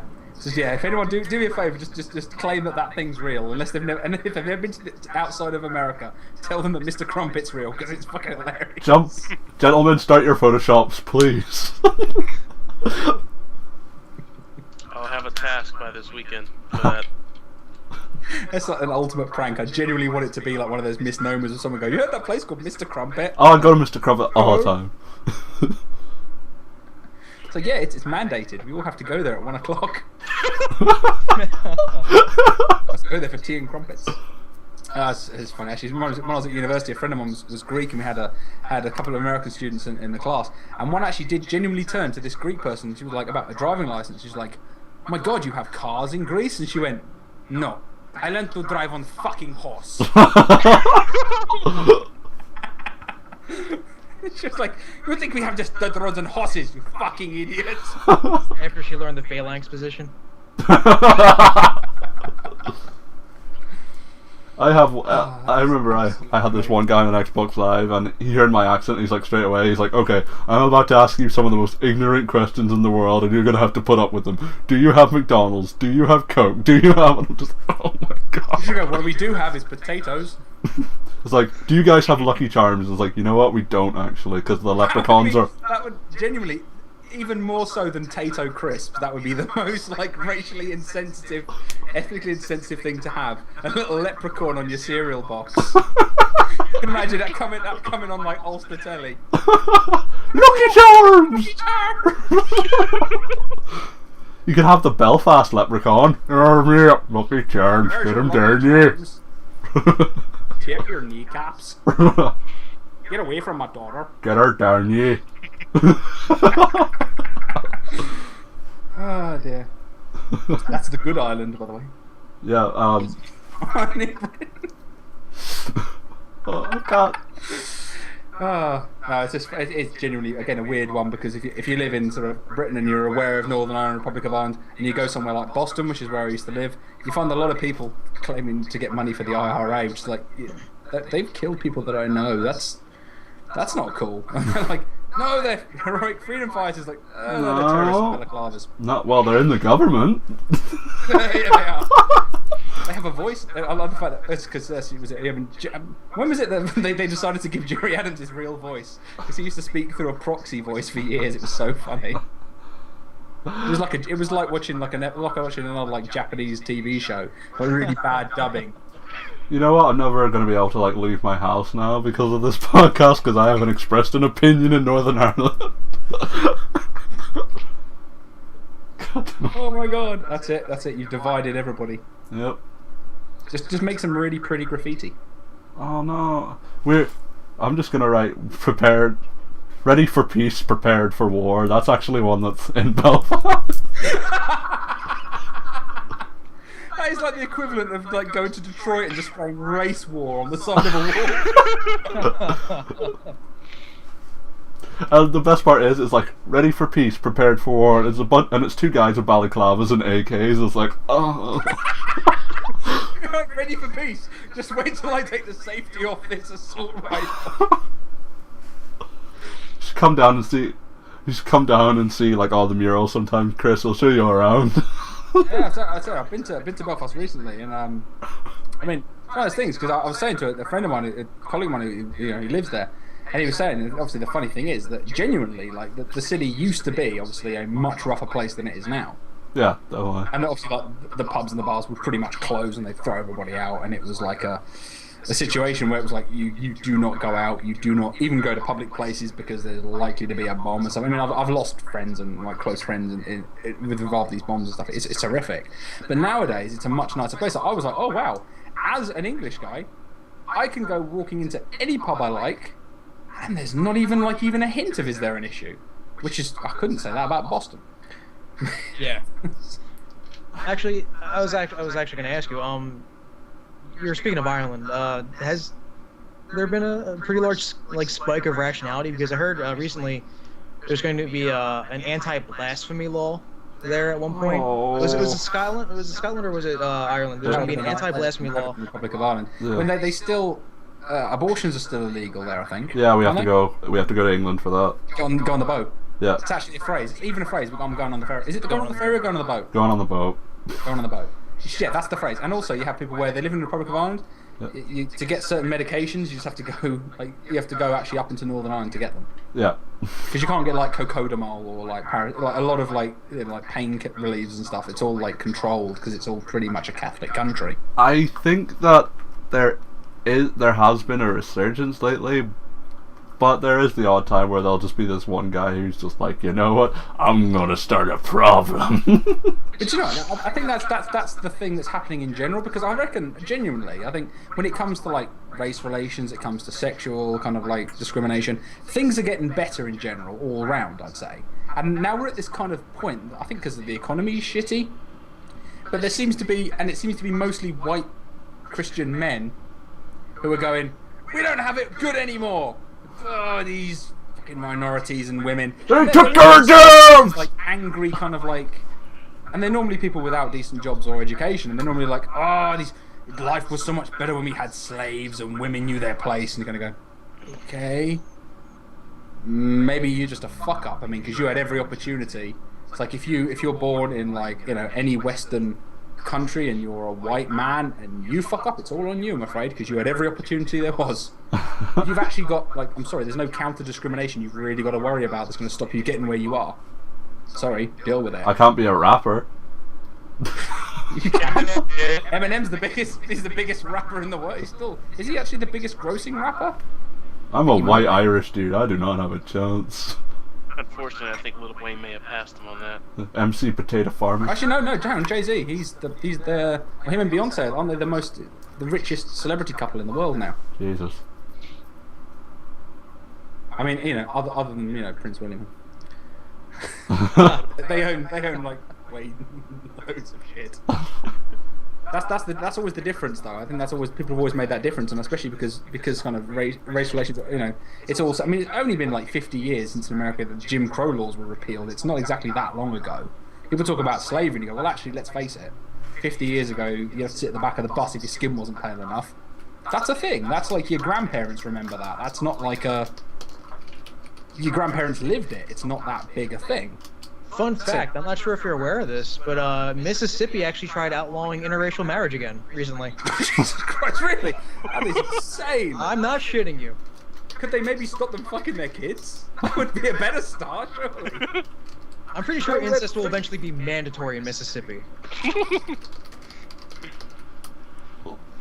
And but that's what I'm saying. Like, the kind of there is this kind of like, we're getting this kind of backlash because you're kind of pulling. Everything's kind of pulling. Everyone's kind of like just getting that more like egalitarian kind of like, I don't care what ethnicity you are or whatever you are. You know, that's fine. I'll expect you as a person. And all of a sudden, you've still got these kind of hardcore bigots, and they are kind of they are growing a bit. You are getting them, and especially since you know after sort of 9/11 and everything. I think you've got it's all of a sudden like, oh, what? All of a sudden, I can't say something insensitive. Well, maybe you shouldn't. Maybe it's just personal responsibility. Maybe you shouldn't just go up to I can go up to a black guy and say the N-word if I like. Maybe you shouldn't. Maybe that would just be a dickish thing to do. Maybe, yeah, fine, you want to say it's your right to do it, but maybe you're being a dick, so maybe you just shouldn't. That's the price of freedom of speech, you know, you have to... Yeah, but other people have the freedom to call you a cunt and not absolutely punch you in the face, but they can... I would never stop that either. I would stop the punch in the face, but I wouldn't stop anyone calling me a cunt. But I mean, yeah, that's the price of freedom of speech. It's not the price of like you having to deal with it. It's also the price of you having to set standards for yourself and not be a gigantic fucking cunt. You know, like don't be that dick. You know, try to make friends with people. It's so amazing when you actually can go out there and be like, I like life today, and I bet everyone around me is probably going to be really good. And even if they're not, you know, fucking deal with it. Pass on, right? I had that when I did my GTA 5 comment about the review from GameSpot that got the 9 out of 10. Everyone was going mad, and the amount of people who were like, "You said she, it's a he, it's a tranny," and you go, "Okay, fine, but do I care?" I didn't want to bring it up. Just like, why bother? Why do I care? Why do I want to make this just to remind? By the way, just so we all know, this Caroline was born with a penis. Are we all aware of that? They're not happy being a man. They feel like they're a woman and are now going through like medical procedures to become a woman. Let's all point and remember this person's a bit of a weirdo in the grand scheme of things. You're going to go, well, they're suffering with a lot of issues. Like, why do I want to bring it up? And they're going, is that your argument? Maybe just don't be a dick to people. Just because they are transgender doesn't mean you've got to be an arsehole to them because they've said something you don't like. That doesn't justify anything. That's ridiculous. I don't get it. People wouldn't say that. They wouldn't say like, okay, fine. Well, I fell out with this Jewish person. I'm going to just draw swastikas all over their house because that's my freedom of expression, and I disagree with their opinion. You go, but that's douchey. That'll get you in prison. And then suddenly your neighbors never want to visit you anymore because they don't want to walk into the house with giant swastikas on there. Well, college has got away with stuff like that. I don't know if you knew, especially talking about Mississippi. Y'all know Ole Miss, like their whole intro to their football games was just like, we worship the 50s, we raised the Confederate flag, and it's just like, you have the black people on your team. You know that, right? I mean, I have heard. I was watching an episode of Parental's bullshit, and there is at least one black Confederate in the South who walks around with the flag and everything, and I kind of get, you could make the argument if the Confederacy, if you don't make it about slavery and go about wanting to be seceding from the Union, you might have an argument. But when it's like, we like slavery, okay, that's bullshit. I'm glad you brought that even up. the people who you were fighting against were racist. Let's face it. Lincoln actually said the word. I think he's with the words. Just because I don't want a Negro woman for a slave doesn't mean I don't want one. I want one for a wife. And you go, oh shit. Well, that's not very progressive. I'm not sure you're like the social justice hero that everyone thinks you are. Lincoln You're like, of course I wouldn't marry one. The very thought. I heard something very depressing in my college yesterday, though. Like, I don't think y'all are ready for this. Let's go.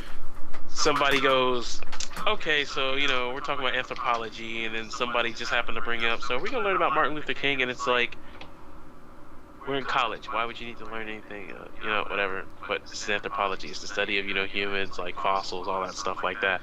And then somebody asked her, what do you know about Martin Luther King? Just curious that you're going to ask that question. She said, well, I know he made a speech. And we're like, okay, and then he freed the slaves. I got up and left the room. Oh my god. He had a dream that he freed the slave. I'm actually glad you took that in a different direction. I thought you were gonna say that this person thought that like blacks were a different different evolution from like white people, like common ancestor, and then blacks and whites. Yeah, this is the fun. I've genuinely had this argument with people, and generally because I'm a molecular biologist and toxicologist by training and by trade, and people talk, and you kind of go, do you know what? Do you know the difference, the ethnic differences, okay, between light skin, between, say, for example, you kind of go, well, people with more African traits, darker skin, generally have a wider nose, generally have thicker lips, generally obviously have kind of afro hair. Yeah, fine, that's a thing. But that's like literally like 3 genes. It's a tiny thing. If you take the genetic variance, okay, between any 2 people in Kenya, it's wider than the difference between a Norwegian and a Chinese person. The difference between any 2 Africans is massively wide, genetically speaking, because everyone outside of the west of Africa is massively inbred. Because that's how these small traits came about. That's how, the different countries got these different traits. And the main genetic pool, the healthiest, the most varied genetic pool is in West Africa. Because that's where we all came from.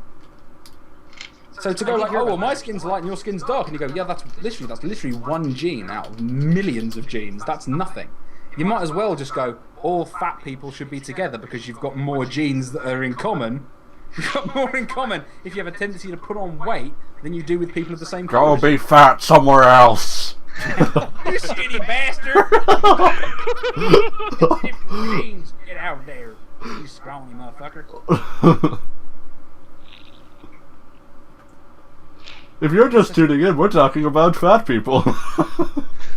It's sort of all the different genetics that predispose you to be physically large.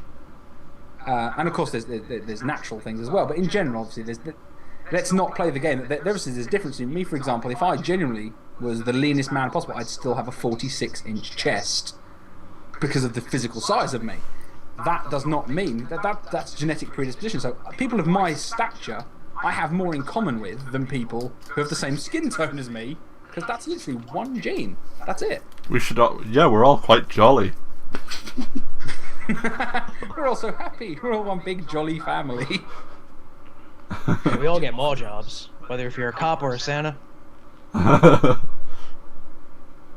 this is it. Oh, sorry, we've seen Rogan here about that. So mixed, because that's the thing, because it's an interesting one, because people talk about, it always comes about racial purity, and that's obviously not the discussion you want to have on a gaming podcast. No. But that's the thing. And I get the idea that you want to associate with people who look like you. That's like a natural thing, I think. It's like, you want to group with people who you look at. I mean, everyone who, when you go to university, you go to college, people who come from all over the country, all over the world, and they always gravitate to those who look most like them. That seems to happen. When you're a goth, you hang out with a bunch of goths. I mean, generally what when I went there, I hung out, a mix, but often you found like a lot of the Indian students hung around together, a lot of the black students hung around together. They didn't have anything necessarily in common, and then over time they drift apart, but their first reaction would be to go for what looks like them, because you feel most comfortable. So I get that. Yeah, part of human psyche. It's basic. Yeah. That's totally not the same as any kind of like racism or bullshit, but that is a thing. That's a natural thing. Like that's how our brains work. We look for a tribe. We look for a group. Just don't be a twat about it. You don't have to like treat other people poorly because they don't belong to a particular group that you can associate with other people. I mean, again, you talk about people about gamers as a group, or there's everyone's even who was it? It was who was it recently? Who was in the US senator who was caught playing an Android game during War Cabinet? Fucking are you talking about Romney, wasn't it? McCain? No, it was Kane. Is it Kane? I think it was McCain that you're talking about. He was like caught playing on fucking. John McCain playing an Android game during a discussion about invading Libya. And I'm gonna go Syria, sorry, Libya. We invaded Libya a long time ago. Syria, and that was never any kind of in debate, was it? We just went into Libya and just killed everybody, just like but that was a fuck. America! That was much easier. It was much more politically easy. But that was what I said. He was there playing an Android game. We're kind of go, see, Android games. He's a gamer. One, he's a gamer. Two, games are now linked with wanting to start a war. There we go. Shit. And associating yourself with Sarah Palin. And how do we explain about the first 80% of American history? Blame that on the Spanish, the English, the Indians. What else can you toss in there? I mean, I did read somewhere that it was in fact, I'm not sure if it was the English colonists, but it was certainly the American colonists that taught the Native Americans how to scalp.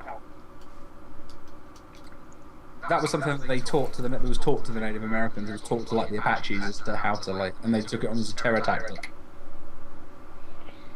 Makes sense. No one ever calls Apaches terrorists. Oh, that's because. Don't. Remember. That's a can of worms you don't want to open. That was guerrilla warfare. It doesn't count. Well, yeah, I mean, let's go back to you're talking about Deadliest Warrior a while ago. They want to say one Apache versus what was it like? One Apache versus one something else. Like, first of all, it's never one Apache. Yeah. So yeah. There's a reason why it's called an Apache ambush. Yeah, it turns out they like numbers. It's crazy. They're all into that math shit. It's the Soviet Union form of attack. Get 10 million people with 6 guns and just charge into a city. Don't be a pussy, it's for the motherland. I think we should maybe move on to the news since we've again moved into socio-political. We're having fun. Shut up. It's fun though. It is good. Here's an interesting one. There's an article here the other day with regards to the PS4. It's talking about how Sony are looking to they're looking to cloud stream. They're looking to use Gaikai to cloud stream to PCs, TVs, and phones. So streaming's the future, huh? Yeah. If only we could get decent wire. If only we could get decent 4G everywhere. We don't even have 4G in Northern Ireland yet. I have a 4G ready phone. Oh, so do I.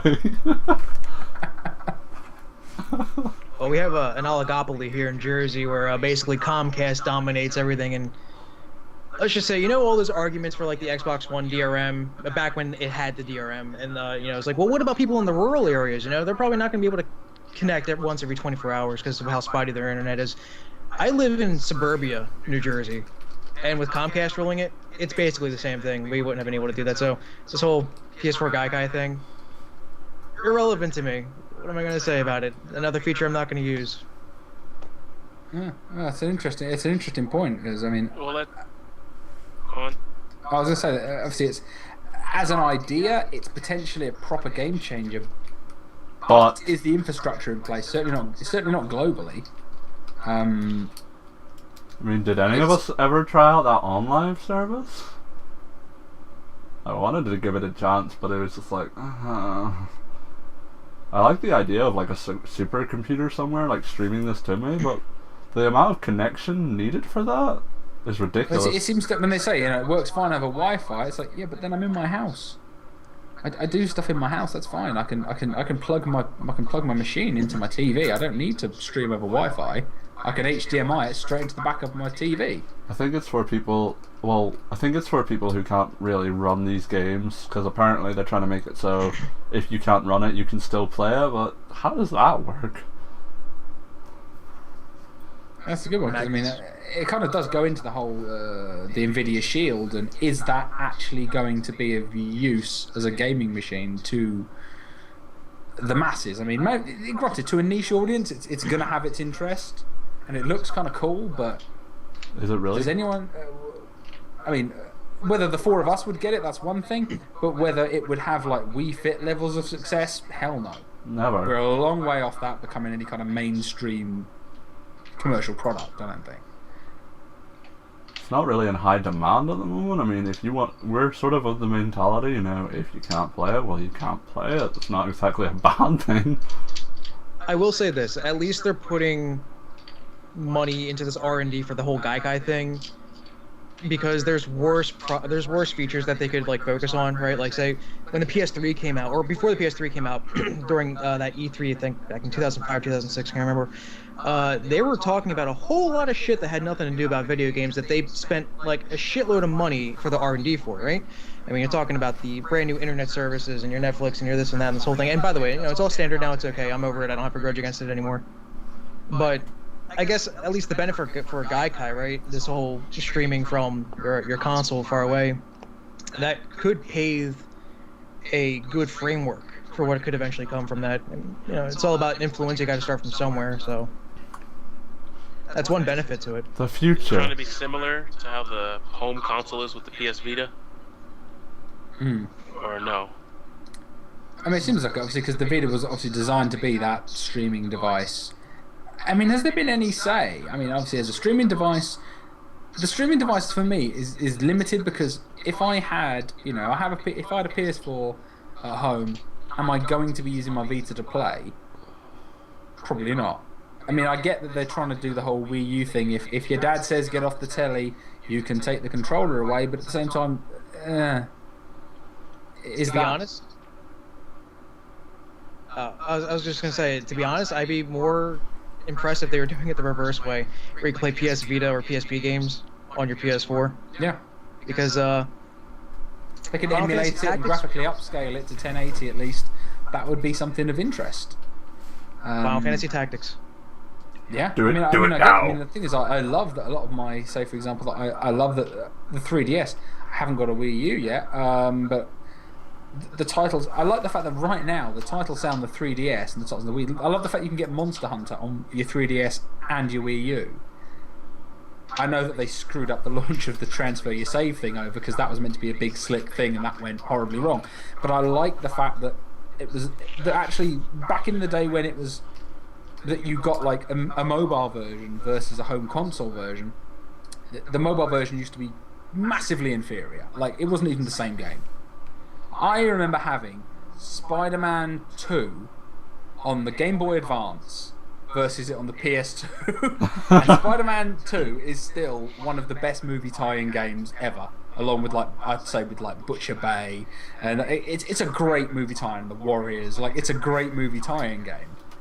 And the one on the Game Boy Advance was just a piece of shit. It was just this awful side-scrolling piece of crap.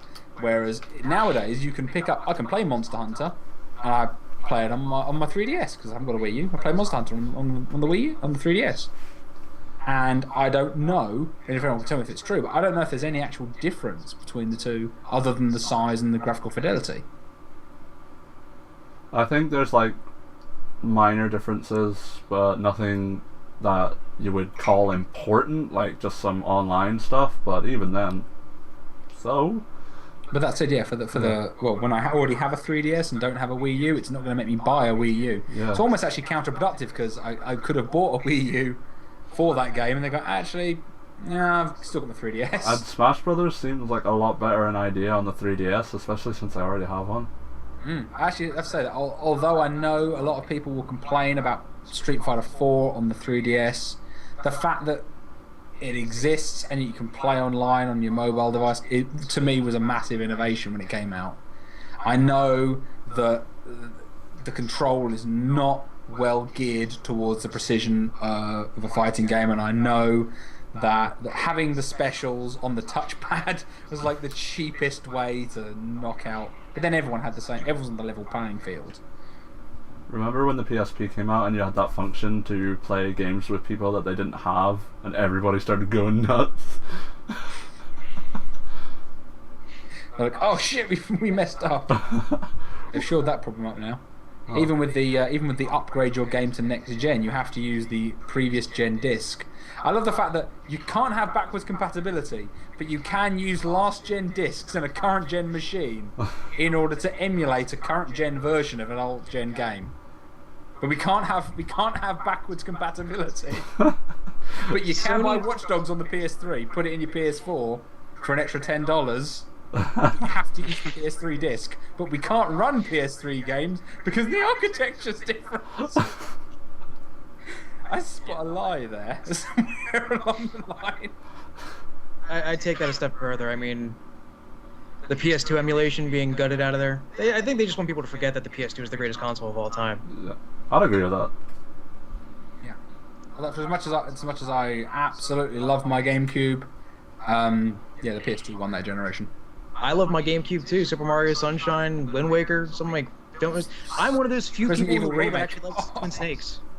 Oh, Twin Snake. I like Twin Snake. Me too. A lot of people hate it, but I love it. I mean, yeah, I played Metal Gear MGS1 so many times. It was just fun to play it with better fidelity and additional cutscenes and stuff. It was just... And MGS2 controls. Yeah, that made a big difference. I think they did that with and when they did the HD collection, they also did a few tweaks and stuff. It was good. I absolutely like, yeah. Oh, so Twin Snakes, yeah, first MGS game. It's a good game. Metal Gear Solid 1 is just awesome. I played that game. I don't care that I know people might say that it's overly cutscene-ish, and yeah, it is too much exposition, cutscenes. But I totally didn't care. When I got that game, I played it through over and over and over and over and over and over. I'd have my infinite bandana, and I'd have my optic camo, and I'd just speed run the game over and over again, just skipping through all the language. Obviously, you get to the only bit that annoyed me is you then get to there's 2 points obviously that are designed to elongate the game unnecessarily. One is going back for the fucking sniper rifle to get Sniper Wolf when Meryl's lying there dying, and you're like, right, she's dying from a stomach wound. I've got to get there quick and do all this backtracking, and then of course the card keys at the very end. Oh god! Just back and back and back, and all the exposition, and they try and cut it down with the exposition, of course, on the lifts and everything. But then, when you've played it more than once, you're like, I don't give a shit. Get through it. Just want to fight Metal Gear. I just want to fight on top of Metal. I want to have, I want to see the fight. And then when Grey Fox turns up, and then I want to see the fight on top of Metal Gear, and then I want to drive away on my Jeep and end of game. Stop elongating it for like half an hour after I've done... Yeah, because I think you have to kill Vulcan Raven, I think. Yeah. Do Vulcan Raven, and then you sneak up to the top, get gassed, and then you have to do the key 3 times. Each time taking you further away from the hangar, and you go, oh shit, don't do this to me. Taking me back to the GameCube days. When can I get a Metroid game that's not Other M? Never! In the past. That's the thing. I mean, there's a lot of obviously the Metroidvania thing is kind of hot in the indie scene, which is nice. But there's not. Yep. Really, I mean, although actually that said, to go off my intended topic, I'm still, although it's not quite Metroidvania, but it is kind of the granddaddy of the Metroidvania thing, is that the Mighty No. 9 is looking better and better the more money goes into it. They've just announced they're going to have a Zero-esque character in there as well. I can't wait! Oh, the fanboyism just went super crazy. Yeah. Oh my god! There's going to be a Zero! Another million. But I'm glad that it's done so well. Actually, I'm going to check just how much it's got as of right now. I know we don't condone shut up and take my money, but I think we'll let this one slide. I mean, well, in this case, Yeah, I see it as a fuck you to Capcom. I do. Yeah. Because they could have made a Mega Man game. I mean, they've scrapped 3, which was the dickish this thing. To me, that's not even the worst part. Yeah? Yeah, because, let's see. We were like, can we get a Mega Man X game? No. But what you can have is pay us another $10. And for Marvel vs. Capcom 3, Zero will get an X skin.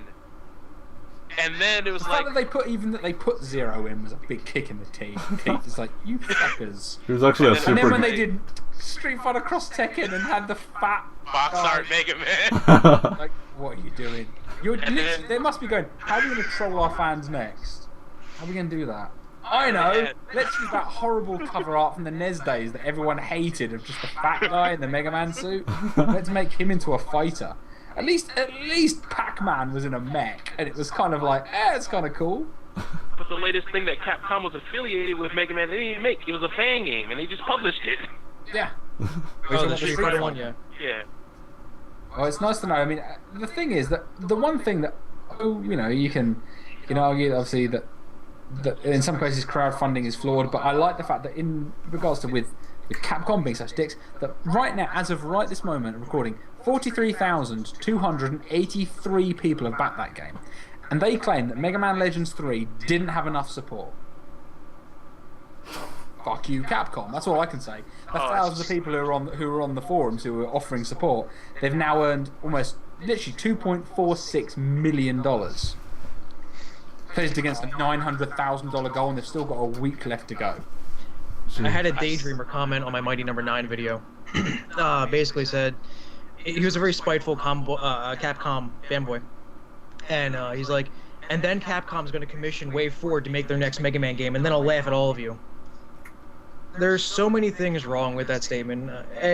Capcom's never going to work with another Western developer, because the DuckTales game that Wave 4 did, that was before they decided to never work with another Western developer. And surely they've seen Lost Planet 3. Oh god. State of that game. But not only that, though, like, fucking... Alright, so if Capcom were to make another Mega Man game, would you honestly buy it? They stated recently, we want to do all DLC all day, every day.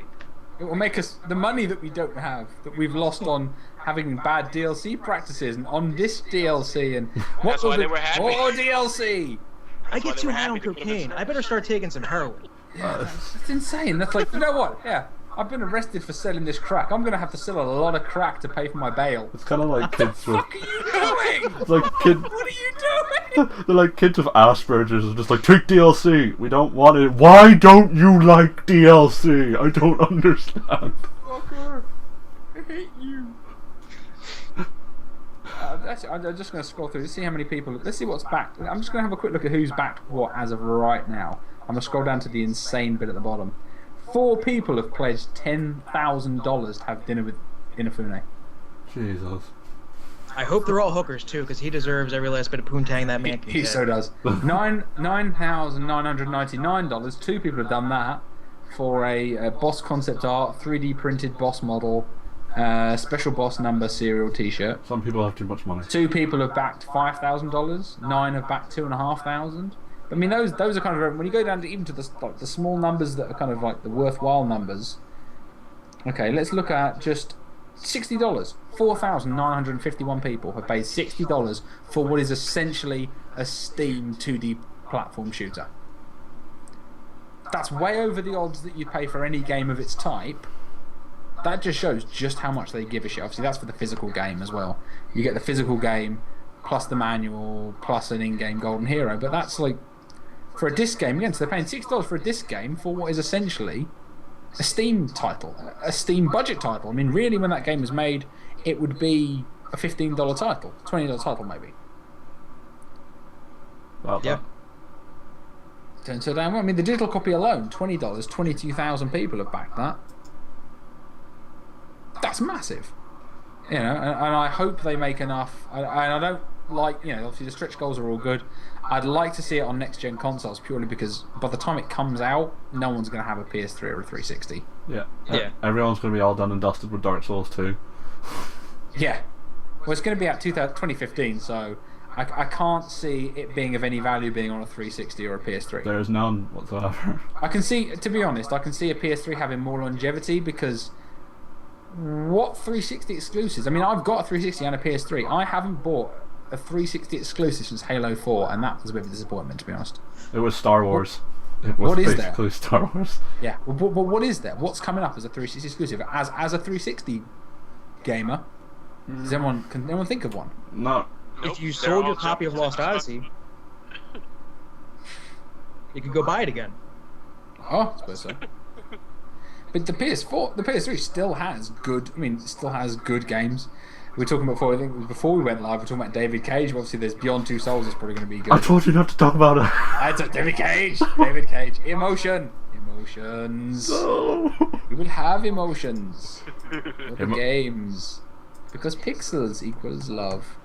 You don't know what that. But that said, I mean, even when obviously people talk about GTA made so much money in its first launch title, but we need to. It's not worth forgetting that that The Last of Us outsold every 360 exclusive title, and that came out only a few months ago, and there's nothing been exclusive. Please, anyone in the comments or on here can contradict me, but has there been any exclusive game on the 360, not a live arcade game, in 2013? I can't think of one. I can tell you why that is. They need to stop putting numbers after everything and come up with something new. But they did a prequel to Gears of War. But that means you had to care about the first 3. I just wished for all of their kind of because I like my Warhammer 40k and I enjoy my Space Marines literature. I really do. They do good books, but some of the guys who write for them, I've spoken to them, and one of their friends writes the script. I can't even remember who wrote the script for Gears of War 3. Was joking that the Gears are basically Warhammer Space Marines. And he was going, well, actually, not at all, because let's face it, what they are is they're just homoerotic jocks. Whereas, in fact, what the Warhammer Space Marines are like religious zealots, and they're that's the whole point of them. They're uber religious zealots and these kind of overly strict kind of characters, and it's kind of they have an interesting personality and persona. These guys are just they're just closet gay. They're kind of joking that's the joke that they are, because I wish I could have seen Marcus and Dom just make out at the end of the 3rd game. Just go on, you want to. Come here, brother. I don't even want to see two ugly grizzled men go at each other, but they loved each other. And when they had the death scene, and I'm gonna have to die, why? For no apparent reason. When brother's going too far. And then all of a sudden, it's I have romance with Anya. Why? Because of script. Where's my neck? Mark, I'm just trying to find my dad. I love the fact that all 3 films. Where's my dad? Where's my dad at the end? Oh, it's my dad. Shocker. By the way, we didn't talk about him the entire first game. Remember the guy I mentioned? It's they gave it away because I got the special edition of Gears of War 3 because the store I go to. Didn't do the one with the massive statue. They did the one with the massive statue, but they also did one with all the stuff other than the massive statue, so it was actually a decent price. And it came with a cog gear. With the code on it, yeah.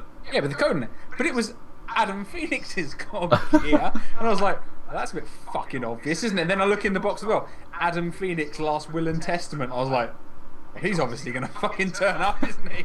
Get through the 3-hour campaign and go, oh look, it's Adam Phoenix. You idiots! You weren't supposed to do that. Skin is him. I can run around as an old bald man. I just think I love Gears of War so much because it's literally the story about the humans being the bad guys and they're being like, well, fuck you. I came to your planet and fucked it up, and now you're fucking angry and fuck you. Wasn't it one of the writers for Gears of War was actually making a comment about what good storytelling should be? Yeah. But no. Can anyone explain? Wasn't that? You talking about Cliffy B? I don't know if it was Cliffy B, but I think it was someone that worked under Cliffy B when they were making Gears of War. But Cliffy B, he says enough stupid shit. Cliffy B and wasn't a cosplayer. Can anyone explain to me what happened in Gears of War 2 when you randomly went to that power plant for 20 minutes? That's what we call a dead end plot. We're like, oh, that's a loose end. Fuck that. We don't need that shit. Where's Maria? Okay, what do we write now?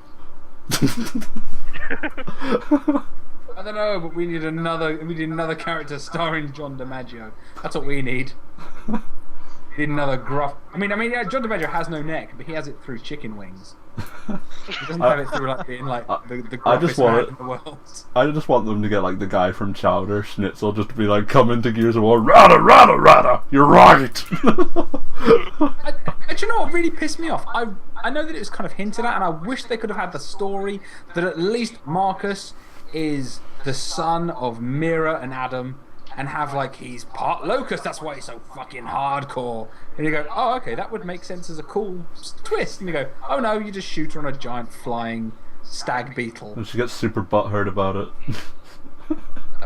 That would have been a good plot twist, and they'd laid it out since like Gears of, like the whole series was laid out to make that the big reveal, and then they're like, she's just an evil. Yeah, I know she looks human, but because. Why not? Because reasons. Read the books. We want cosplayers to dress up like the Queen of the Locusts, dumbass. Okay. Oh, kind of like how what is it? Dragon Age Origins, the Darkspawn. They're evil because they're evil. There's actually no real good explanation for it. Then suddenly in the expansion pack, they're hearing music in their head.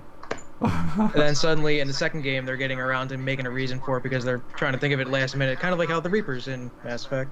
They're evil because they could have thought of a good game mechanic for Dragon Age 2. That would have been a better use of their time. We've just had evil monsters come with What's a Dragon Age 2? It's an abomination. That's what it is. Yeah, they actually, were like, you know how like Mass Effect did really well. Let's use the idea of taking a surname so we can record sound voiceovers and everything. And that will make more immersion. Now, do you know what make more immersion? The idea of having 6 different customizable character classes with entirely different backstories that you can completely differently design and then play the game how you want. That was kind of what people enjoyed about Dragon Age Origins. Thanks for fucking that up. Cheers. I want to play as either a guy or girl called... Jesus Christ. Hawk. Yeah, called Hawk. And then, God forbid, you are not gay because people get very upset if you don't want to have sex. I heard about that. Yeah.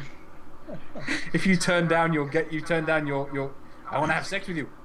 I'm playing a straight character.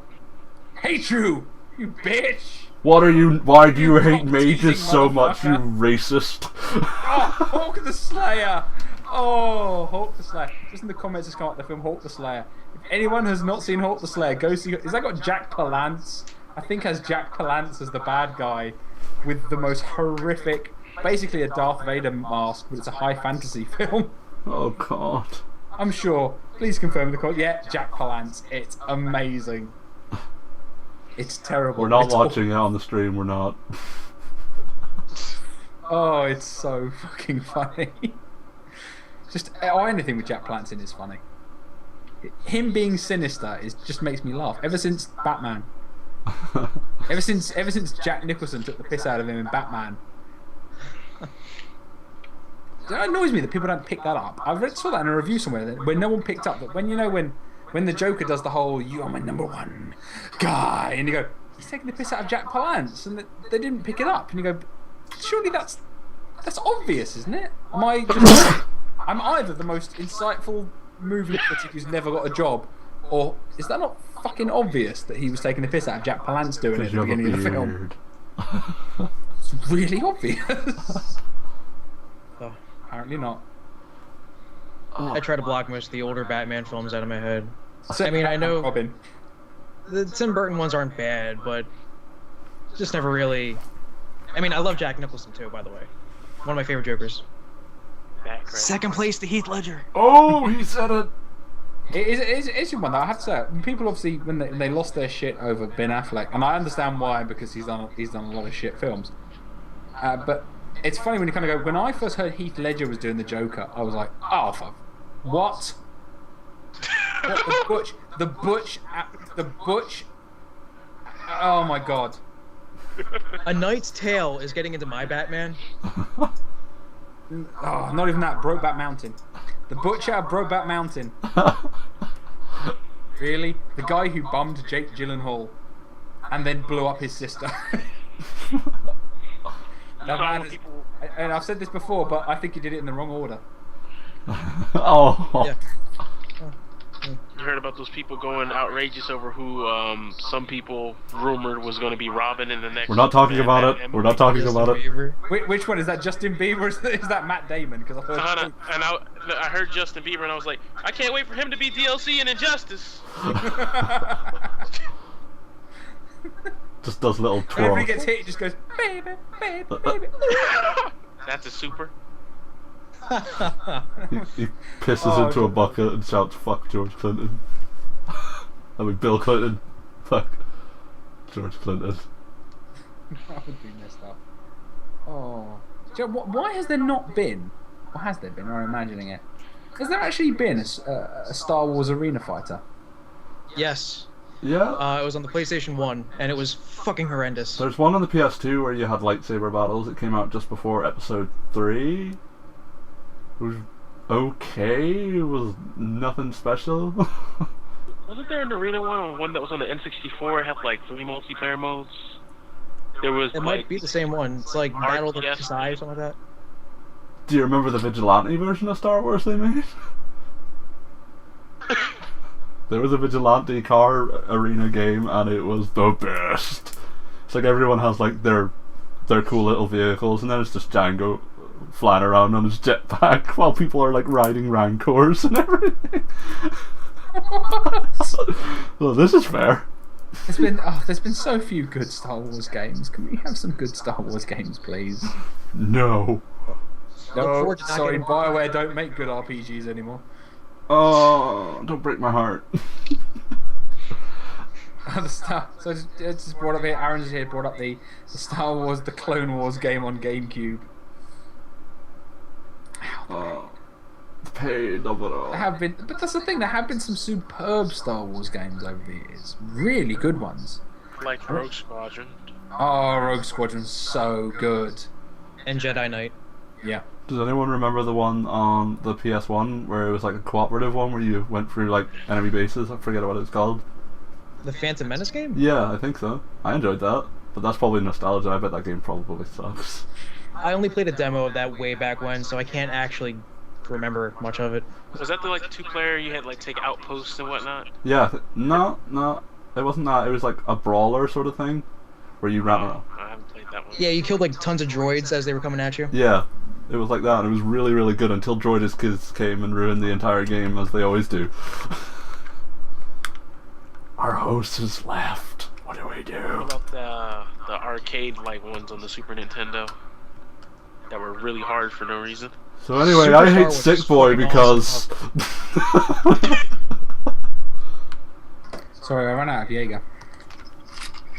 I found another bottle. It's all good.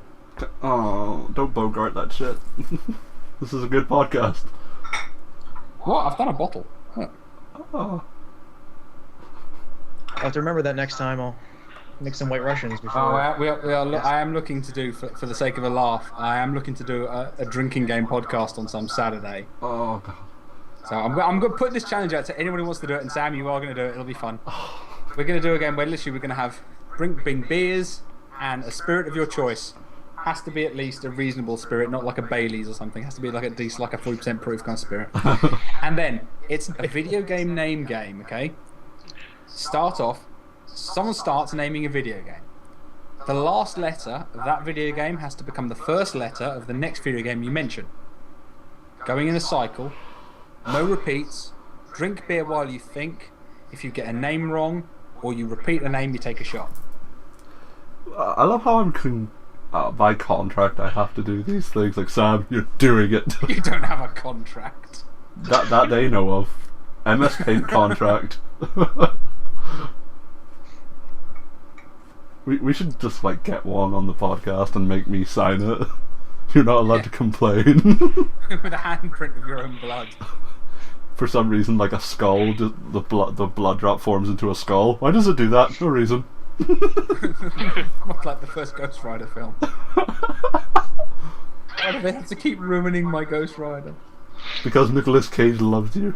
Fuck you, Nicolas Cage. I like Wasn't Nicolas Cage. the second one worse? It was better in some ways, but worse in others, I thought. As someone who's genuinely, because I grew up I've got genuinely since '91 when the or '90 or '91 when it resurged. I've got every comic with Ghost Rider from then on. I'm a huge Ghost Rider fan. So I thought that in some respects the sequel was better, but also was just shit. I heard the Once I directing saw was the better. kid- Second. Oh. I heard Once that I the saw- You got it. It was done by the guys who made Crank. So there's a lot of wobbly cams, and there were some cool things about it. Like Nicolas Cage decided to kind of make, because he actually did the mocap for Ghost Rider in the second one, and they did it for a fraction of the budget. I'm such a Ghost Rider geek. They did it for a fraction of the budget, and he mocapped it. So he decided to give the Ghost Rider kind of a snake feel, which is why if you watch the trailers or if you watch the film, I see he's kind of going. Like that was him like acting as the Ghost Rider. He thought he was kind of a serpenty kind of character, and it had some good things in it. And it had the little boy was called Dan Ketch, which made me smile because that was technically the third Ghost Rider. Maybe he was pretending to be Axl Rose. He saw him as an Axl Rose character. Yeah. It's a shame. There's probably never going to be a good Ghost Rider movie, but I absolutely love Ghost Rider. So good. I mean, I'm glad that they used Blackout. Did in a weird way, but you know, it had its benefits. But they both sucked. Oof. They were better than Howard the Duck, though. Oh, God, everything's better than that. duck condoms. Whew. Thing. It's just a comment of, but it had Nicolas Cage. Enough said. I could eat a Oh no, pizza. here's the. Oh, and actually, there was one other soul-crushing thing about Ghost Rider. I don't know if you ever read these, but did you read the crossover between Venom and Ghost Rider? Yeah. No, it's Vengeance. Yeah, I think it's Vengeance. Yeah. Nerds. Some with Spider-Man as well. Yeah. It went between I think Spirits of Vengeance and Amazing Spider-Man. I don't understand why they couldn't have gotten a better artist for that series. You took my two favorite characters. Why can't you show them some respect? I don't know, because it was good. Because I mean, it was around the same time that Lethal Protector, I think. Yes, Going off tangent, but Lethal Protector was a good series. I like Lethal Protector as well, and the art in there was awesome. And then that was the same guy. I think the artist there was the same guy who did a lot of the early Volume 3 Ghost Rider stuff, which was done to be kind of horror noir, and it doesn't really work. I mean, I think Clayton Crane actually does the best to me Ghost Rider because he does that kind of hyper realistic style. But they're not circulating any Ghost Rider comics at the minute, which makes me sad. They brought it back with a movie, and hell, they actually had him, which was one of the coolest things as a Ghost Rider fan. Does anyone remember the World War Hulk series? No. I never got to read it, but I did hear about it. Okay, but basically where they send Hulk off into space because he's a mentalist, and he comes back because he goes to a world, and it's all very cheesy. He goes to a world, it's a gladiator world, or surprisingly, and he becomes the emperor of this planet, and he in his Hulk form, and he gets a woman pregnant, and he's happy, and he's and then anyway, the ship that they send him in blows up and kills everybody, and then he comes back to Earth for vengeance, and he's like the most. Because obviously with the Hulk, the angrier he is, the more powerful he is, and he comes to Earth so pissed off that basically that Tony Stark, Professor Xavier, Namor, and who else? I can't remember who else was in there. The Illuminati, funnily enough, had killed his unborn child, and he went and destroyed the whole planet. And the only person, other than the Sentry, who ended up fighting with, was Ghost Rider, who goes up to him in full powered up form. Black Panther. I remembered Black Panther, and squares up to him, and Doctor Strange as well. Actually, I forgot to mention Doctor Strange, and they're saying, just mentioned Doctor Strange, and he squares up to the World Breaker Hulk, and they say, shit, the Ghost Rider without any control is the most powerful creature in the entire universe, can destroy Hulk, and then he looks at him and he decides that he's actually not guilty. And that he's actually being just in this situation, and walks away and leaves him to destroy the planet. I was like, that's awesome. That's pretty fantastic. That was a cool story. And it was just like one issue in the middle of the storyline, and just had him literally beat the shit out of the Hulk, and then just look at him and go, "No, you're okay." He just walks off. and then there's like Doctor Strange going, "Shit, we're all doomed." The only person capable of fucking him up has just decided he's actually in the right. We're doomed. That's pretty awesome. Oh. Oh, we've just reached. Sorry, I'm too much of a Ghost Rider nerd. Yeah, you kind of are. I like Okay, that's my childhood. I like video games. Oh, it's video games? Oh yes, hell yes, them about making their powers inconsistent. Mind you, so is DC. Look at Superman. Oh god, Superman. He's inconsistent. Anyway, I think we should move on to one thing. Got another ask up here with okay, again, this is with regards to launch things. The Xbox One's DVR, the onboard DVR of the next gen quality of 5 minutes and 720p, which is 720, which is wow, that's really high def. That's some great stuff. Not that it can upscale to 4K or anything, or be something new, but no, it can do 5-minute clips of low HD ready shit. That aside, they're saying that that's actually not going to be ready for launch. Their Twitch integration, sharing these clips, is actually not going to be ready at launch. Yay! Boy. I know us Let's Players are going to love 5-minute video. We can do so much with 5 minutes, you don't even know. Sure, I'm looking for the X-Bone. Yeah. We're all going to hop on that bus. I mean, generally, I don't... I mean, I understand that this came down from a... when it came down from a commercial decision, because I know they're like, what's hot right now? Let's Plays and DVRs and everything. Right, let's stick it on board. Shall we put a decent one? Shall we go to Hauppauge, say, and get them to do an integrated machine that does unlimited streaming to an external hard drive that you can upload to your machine? Oh, no. Let's put some shitty little integrated piece of crap that was, to be honest, out of date 5 years ago. Yep. And stick it in the machine. What the fuck are they doing? I mean, seriously, I mean, despite the fact that I made my position, like, when I had the decision of either or, and E3, I made my either or decision, and Microsoft fucked up. And I decided, either or, well, I'm going for the PS4. My first choice between those two has to be the PS4. I'm going for one, I'm sure as hell not going for the one, no matter how much they try to make things better and go back on themselves. You fucked up, you arrogant bastards, and my money goes to Sony before it goes to you. They released an article recently where they actually were talking about how they're still doubling back on the DRM, and talking about, oh, we just realized that our plans are too far in the future, so, you know, we're okay with customers not being ready for the future. Yeah, that's in fact DRM's coming. Sorry. What's up with all their aggressive stuff? Like, it's like they're trying to say everything, but they were wrong. They even said, we've won the competition for who's got the best launch lineup. I mean, I went through this with Event the other week when we did a podcast, but their lineup, I mean, neither launch lineups are very good, of exclusives. Neither of them are stellar. However, I would personally take Killzone over anything Xbox has to offer. I honestly don't even know of any PS4 games coming out anytime soon that I even give a shit about. Why would I get a PS4 though? The PS2 library that's going to be on the PSN. Yay. Yeah. It's a real pisser that they've taken backwards compatibility, which was the greatest innovation of the new millennium, and turned it into, you can buy to stream it again. That's a massive pisser. I mean, granted, it will mean that game rarity isn't an issue, game degradation is an issue, but it means that if I want to play Final Fantasy X, I either have to buy the HD remake that's coming out in a few months, or buy it digitally when I'm like, I've got the fucking thing. I've got it. Sorry, I've got a collection of PS2 games. I'd like to play them on a machine, please. I'd like to not have to. I'd like to be able to play it through HDMI if you could. Maybe even upscale it a bit. Maybe, you know, smooth out the edges, make it a better experience. Oh, I'm sorry. In your massive machine, you can't manage to put in an emulator. I don't believe you can't put an emulator in. You just don't want to. And unfortunately, that because they're aiming at, I think it's because as a gaming community, gamers are getting older. People aren't giving up gaming as much as they used to. Definitely.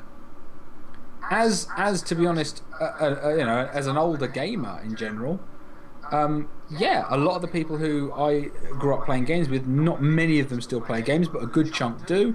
But certainly the fact is that it used to be a case if you got to like 20 years old, you stopped playing games.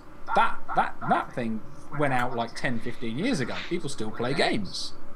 People play games down to their 30s, their 40s, their 50s, they still play it. The people who are playing Galaga, some of them are still playing games. And certainly the ones who are playing Grand Theft Auto 3 are still playing games. And they're not dropping off. We're not. So it's not about kids anymore, because the people who crowdfund new games, who have this money, the people who paid that $1 billion to Rockstar was mostly adults.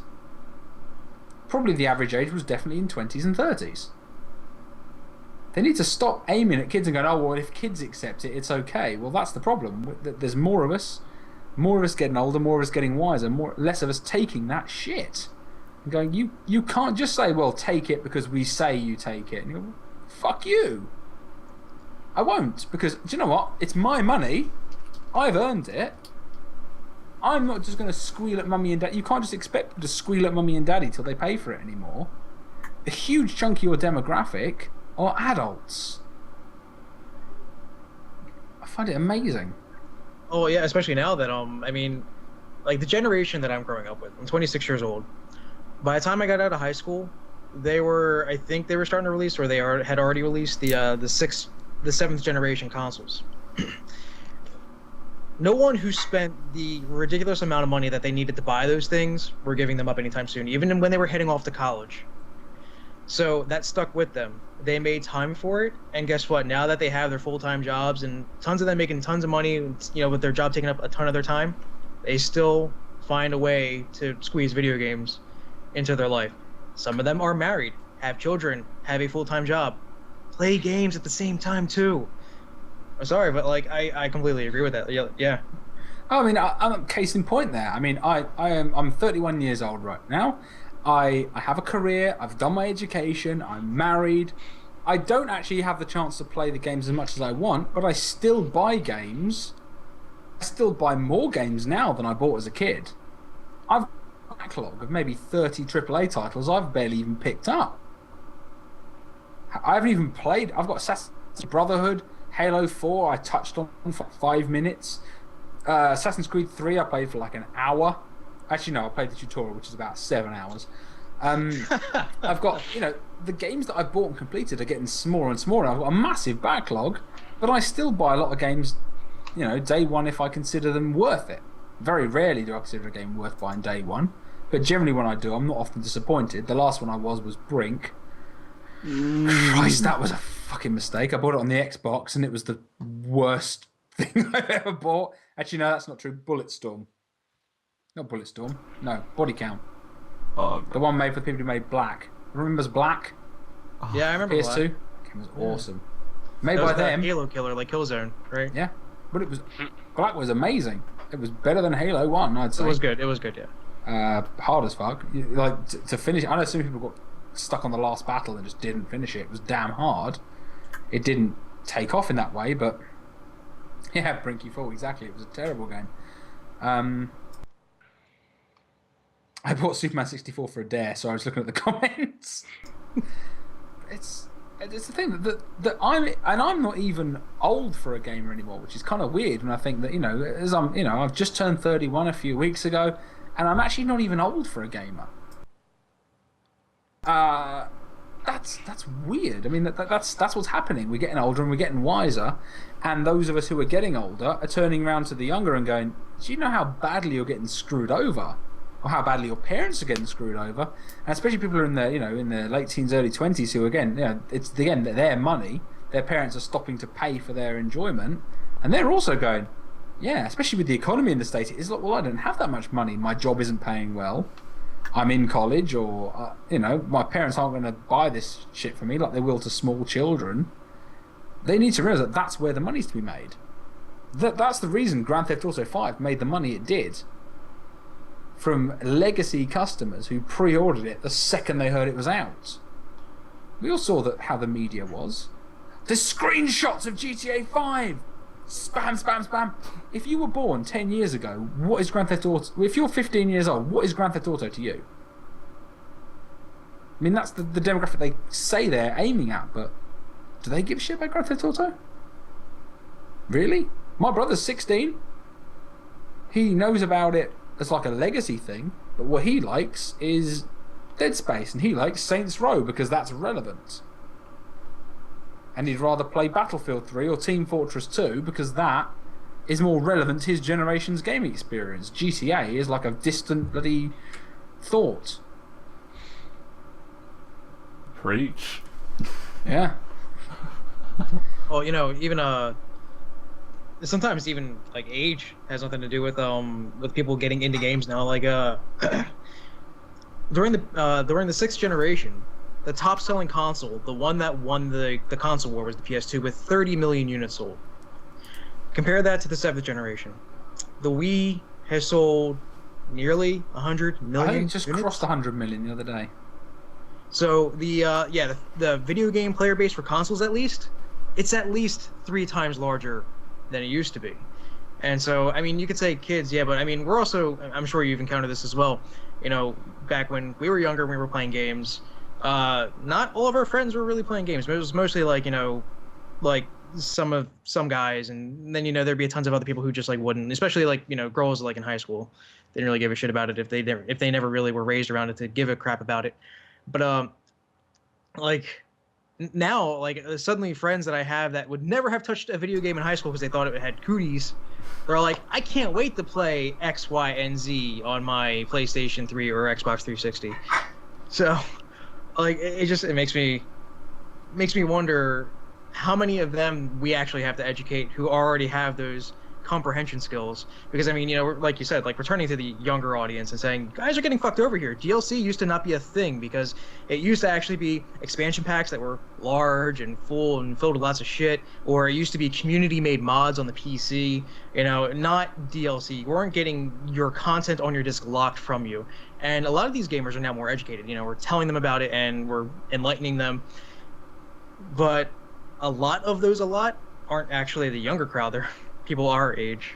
You know, it's I mean, it's kind of weird when you're teaching people like that, you know. As is not necessarily, it's in no way a generational gap, but between us, obviously, there's like an 11-year age span amongst all 4 of us on here. I don't know yourself, Prion. I mean, how old are you? 20. I'd say same as Sam. So you guys are obviously, you know, we're substantially older than you. In that, obviously, the older you get, the less it becomes an issue. To me, I'm like 20. I was 20 like 11 years ago. That was like yesterday. It becomes less of an issue the older you get, and then all of a sudden you grow a ponytail and buy a convertible. And, try and nail a barista at Starbucks. But there we go. That's life. But I mean, but from your guys' perspective, when did you cotton on to the fact that you thought you were getting screwed by the industry as a whole? Let's see.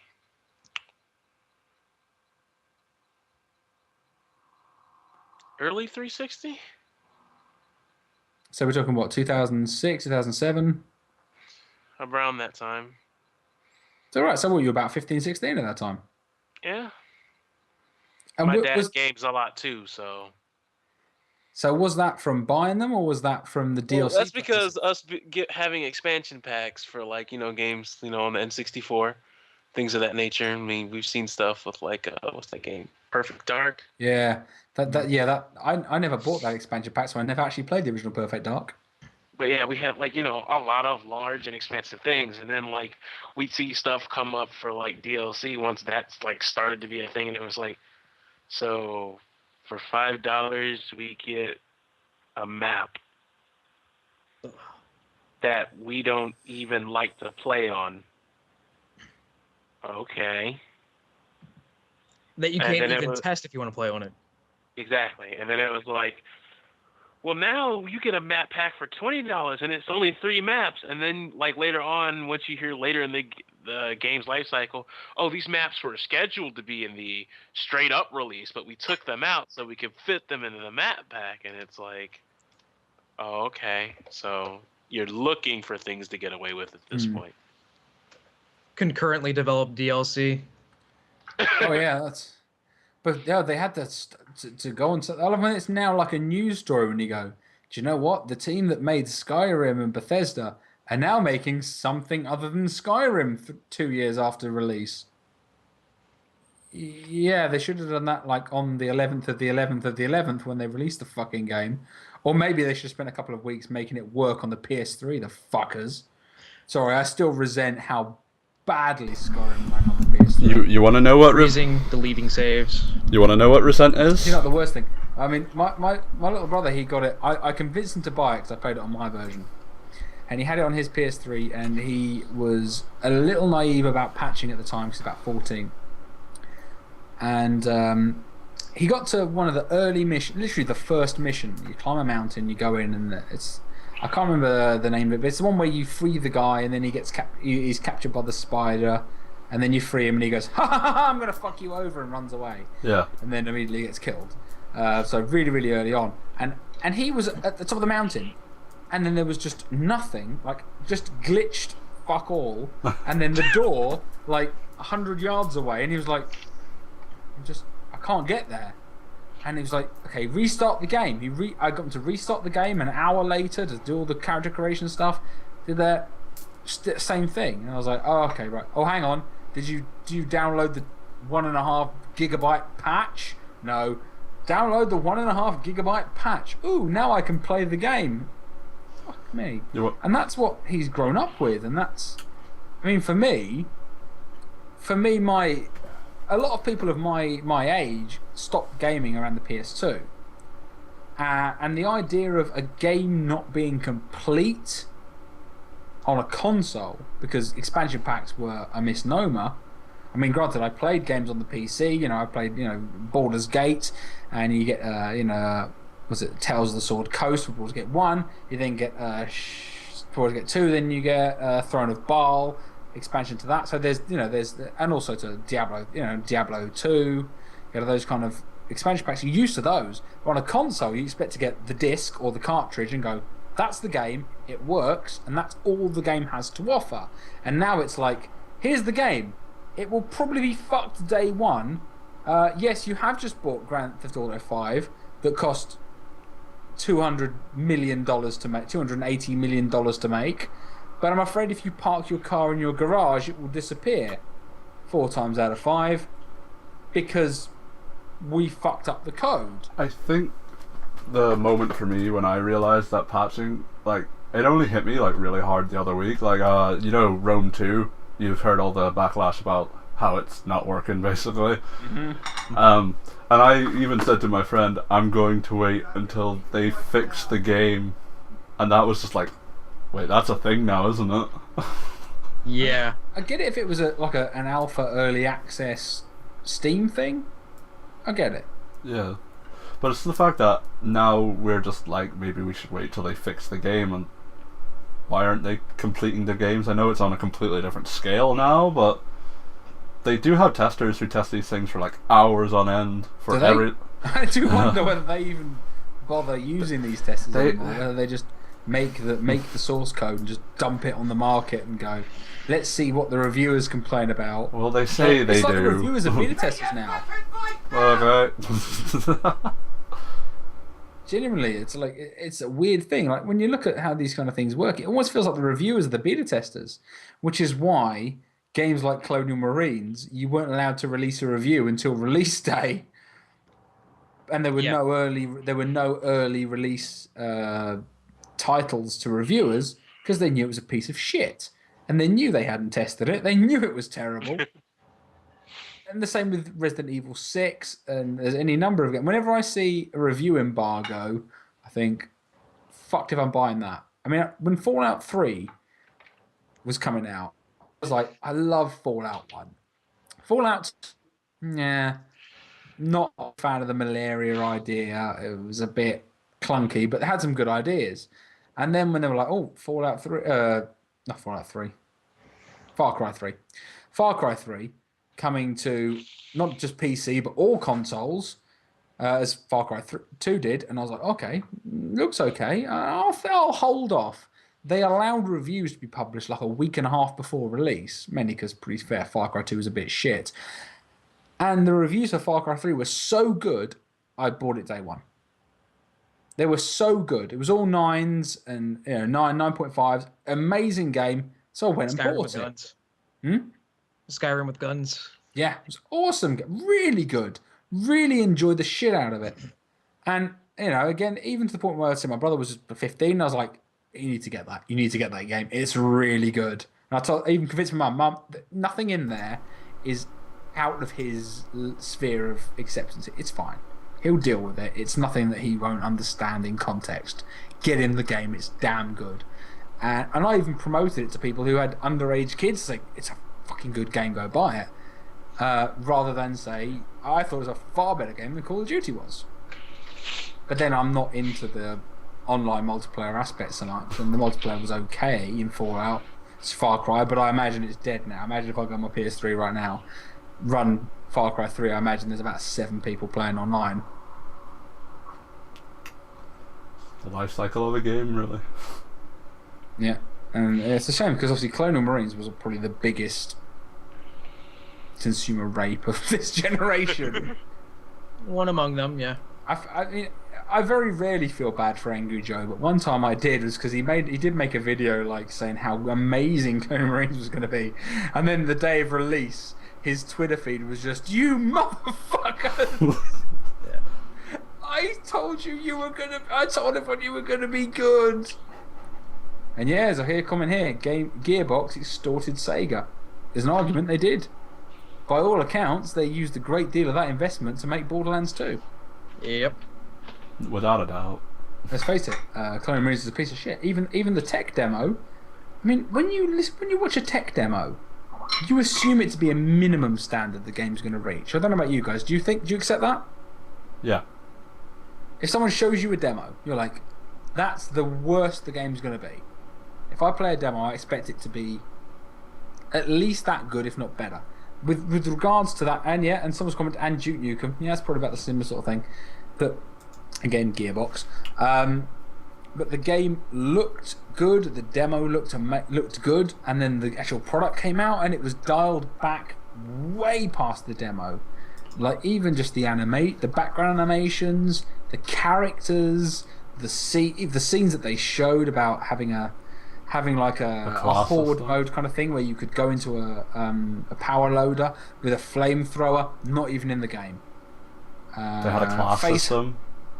They had a class system as well. They said everyone was going to have a different role within the team. That was being vital. That didn't happen. Was it breakfast, lunch, and dinner? My favourite mode was definitely the fact that the glitches where the aliens, where they're meant to run on ceilings, pop out of stuff, go through terrain. No, what do? Dance, actually like the Spaceballs piss take of aliens do. That was the best thing on YouTube where they had the "Hello my baby, hello my honey, hello my right." That was the Angry Joe review, I think, right? Wasn't that the Angry Joe review? I think so. Yeah, but that actually was from the Spaceballs film. Well, yeah, I know that. Yeah, part. exactly. Yeah, that was in that. But yeah, with John Hurt. Yeah, Angry Joe did that because with John Hurt, and then the alien comes out of actually John Hurt in Spaceballs, and it does that little dance to that song, and then the game itself has that glitch where they just go against the wall, and you go, "Fucking hell, that's dreadful." Even now, I go into like Games or something, and you go in there, and you still collector's edition Colonial Marines, and it's like, and it's for like £10 or like $50, and you kind of go, how hard have you been trying to sell that? And they go, it's not that bad. And fuck off. It's it's dreadful. And they're like, yeah, okay, it's fucking dreadful. And they go, how long's it's out there? And they're like, since launch. So, I bought, God help me, I bought the Balls of Steel edition of Nukem Forever. Here we go. And my local GameStop, it was Game, went in there, and they had a special day, like a I'm sorry fans of Duke Nukem Day, where they gave you full price trade-in for the game. They gave you £38, which is like $50 trade-in for the title. And I went, I've got the Balls of Steel edition. How much will that get me? And they're like, I'm sorry, it's all done on the till. You can only get the usual price. And I went, oh, fuck it, I'll trade it in. It's not worth it. If I want to get all my achievements in the achievement hunter, I'll buy the game for like $2.99 on like eBay. Yeah. But they were like, "Oh, we're so sorry. We're so sorry it was so bad." They actually offered to people who just bought the standard edition essentially a full refund for store credit, which I have to say, in this day and age, was pretty impressive. Unheard of, yeah. Yeah, because I mean that game was. It's one of those things that they kind of go, well, you know, references aren't jokes. Satire isn't just saying the joke. Like, I kind of I found the only thing I found kind of amusing was the poke at Christian Bale. That was kind of funny. With Christian Bale having his rant early on. Oh. Going, we're fucking done. You're fucking through, man. You're fucking. I was like, oh, that's about Batman. You could punch him. That's funny. And the mechanic that you could draw whatever you wanted as an autograph, that was kind of cool. And then you go, I'm throwing poo. and there's kart driving sections. I saw that. Yeah. And there's platforming. What the fuck have you done? Can you not just give me... And then there's like... Because it's all about building your ego, and you build your ego by pissing in your urinals, throwing shit, punching... Like, it could be... This game could just... With even very little tweaking, could have been actually pretty good. But the fact that they had no irony, because the girl characters... Because the game begins with you playing the end of Duke Nukem 3D. And then there's twins sucking your dick. in the most obviously way ever done. Like, in a way it's kind of a... Oh, was that okay? Two little twins in schoolgirl outfits. If you're not played the game. And then later on you find they've been raped and impregnated by aliens. And I'd have thought Duke would have been like, you fuck with my bitches. And it was like, looks like you've been fucked. As they explode and die, and you go, there's like not even like the old Duke Nukem of like, those pigs are taking our babes. Not even like the misogyny, just like, die you whore. And you kind of go, you've gone from like jokey kind of blokiness to like woman hating like horrific misogyny, and go, oh, it's... And then like the walls of that same level have lactating breasts that you can interact with and slap, and you go, the fuck is this? I mean, I got the idea of Shake It Baby, and you got to give like $5 to a hooker in the original game. That was a little cheeky thing, but when the whole game is that, you kind of go... And then especially when there's a thing where they say, do you want some armor? And there's a Master Chief armor. It's like, armor's for pussies. But you've got regenerating health. It's exactly like Halo. You've got 2 weapons and regenerating fucking health. Is that not just Halo? It's basically Halo. Halo with dick jokes. And then take the piss out of Halo. Go, but you ripped off everything that surpassed 3D Realms' original vision. And 3D Realms were amazing. They ripped off Dead Space as well. Oh yeah, when was that? You find like a dead Isaac on a spaceship, and he's just like, oh, some dead space. Oh god, I didn't get that far. That's so different. So did you play the whole game through then, Sam? Sorry, I watched my friend Craig play through the entire game, and me and him got it on day 1, and he wanted to stay in town. Oh, Sam, please cut out for a second. And we'll just back after these brief messages. But yeah, it is a fairly horrific title. Actually, while we're on the subject, for you guys, what was your most disappointing, not worst, but most disappointing title of this generation? Prion, what do you reckon?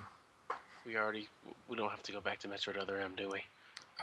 Is that... Well, I suppose that's Wii, isn't it? Yeah, that was... That was like stealth race. That was... you mentioned that video. You're right. It was like stealth racism, wasn't it? It wasn't even really racism. It was like stereotypical kind of like, go on in, girl, go kill that bitch. Kind of like, I didn't really have a problem with that at all, because it's just like, okay, but it's like, pretty much Samus went from, you know, I fight things and I beat them and we do exploration, but then it was like, oh, this game is now going to be linear and it's pretty much just going to be nothing but random set pieces. Samus talking like this. The baby. Bottle ship. That's when I wanted to kill myself. They made a whole bunch of baby references that didn't need to be there. Ridley!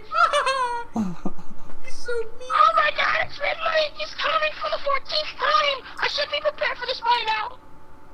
It was ridiculous. You know, just gone, yeah, I'm based around Ripley and I'm gonna fuck your shit up, and you're based on Ridley Scott, I'm gonna kill you. I'm gonna get in my pants and suck you out of an airlock, you big dragon motherfucker. Yeah, but the thing is, you don't even kill Ridley in that game. Ridley gets killed off screen. You don't even get to see how he dies. You just assume that it was from the Queen Metroid there. And you know how you kill that? They give you a weapon and don't tell you you have access to the weapon. I haven't played other M and I feel so depressed. I mean, Fusion was a good series. It innovated. I mean, I love the Metroidvania style, but the GameCube Metroid games were damn good. Actually, I do have a question for you. I have a question for you guys. How do you think you beat the final boss in Metroid Other M? The baby. Rockets to the brain. No. Anybody in chat want to guess? No. How you beat the final boss? The baby. I know there's a couple of seconds lag, so come on. Any guesses? If you've played the game, please don't give away a spoiler, because I'm sure the joke will be funny. The eye. The eye? Shoot it. No. Shoot it! Nope, even he's wrong. Kick him in the All you have to do is lock onto it. What? Yeah, you lock onto it and it makes a cutscene show up, because there's a bunch of these generic enemies that are blocking your view of the final boss. And when you lock onto her finally, a cutscene happens where everyone else takes down the final boss, and you're just like, what? And then the guy's like, Samus, you did a good job, but you're no longer needed. Bye. And you're just like, did I just get dismissed? Bro. You just gotta fuck you. Oh my I know. god! Do you know what's funny? Out of the comment section, of those of you who have lasted this length of time in the comments, my hat's off to you. But the fact that none of you even got to the end of that game says a lot. Because, to be honest, the people who are on this podcast are solid gamers and have played games for a long time, and none of them have had the tenacity of you, Prion, to get to the end of that piece of shit. I had to know. Yeah, sure, they had the little bonus they gave you a little bonus battle where if you did all the 100%, did all the jumps and hurdles, right? I've seen this. I haven't actually, I couldn't be harassed enough to do a 100% run. But they give you Fantoon, who's a callback to Super Metroid, but that's if you got that far. But you want to know what the big thing is? The big thing is, once you beat that boss, a gem? You get to reclaim a helmet. No. Yeah, Samus goes back there to get a helmet. A helmet? Of the guy who was pretty much being a dick the entire game. Also, does anyone want to try to justify how, you know how about her various suit and how it protects her from climate changes and stuff? Yeah. Yeah, Adam's like, oh, well, after you've already beaten the boss in the super hot area, I'm now giving you permission to use your barrier suit. Oh, well, thank you. I've just been losing health all day, wondering where I was going to get the thing. I've had it the whole time. What? Fascinating, Adam. What Military. the fuck? Well, you have my permission.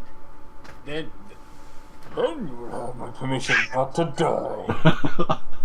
Well, now, Batman, you have gone past this boss.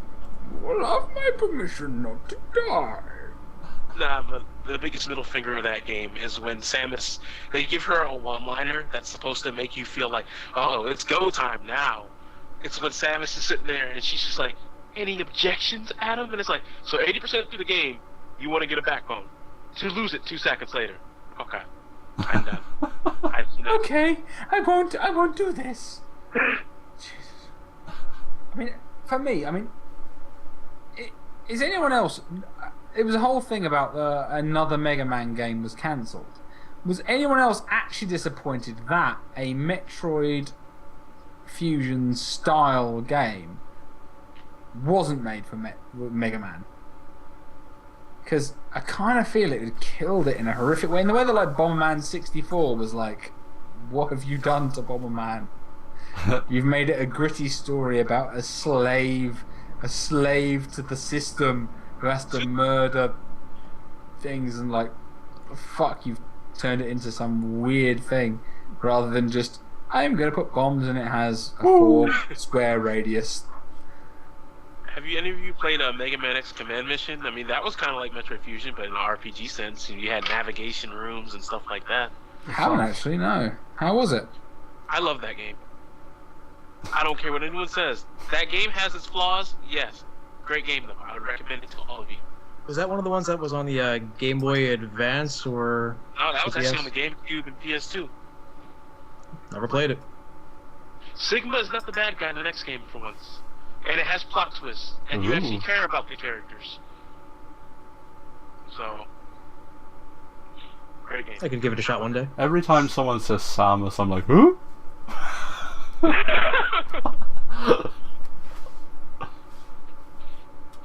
Let's get off the topic of Samus before I It's blush. the collective noun of Sam. Oh, see, Metroid. Yeah, fair point. See a comment here. Metroid Fusion has some survival horror elements. Yeah, it does.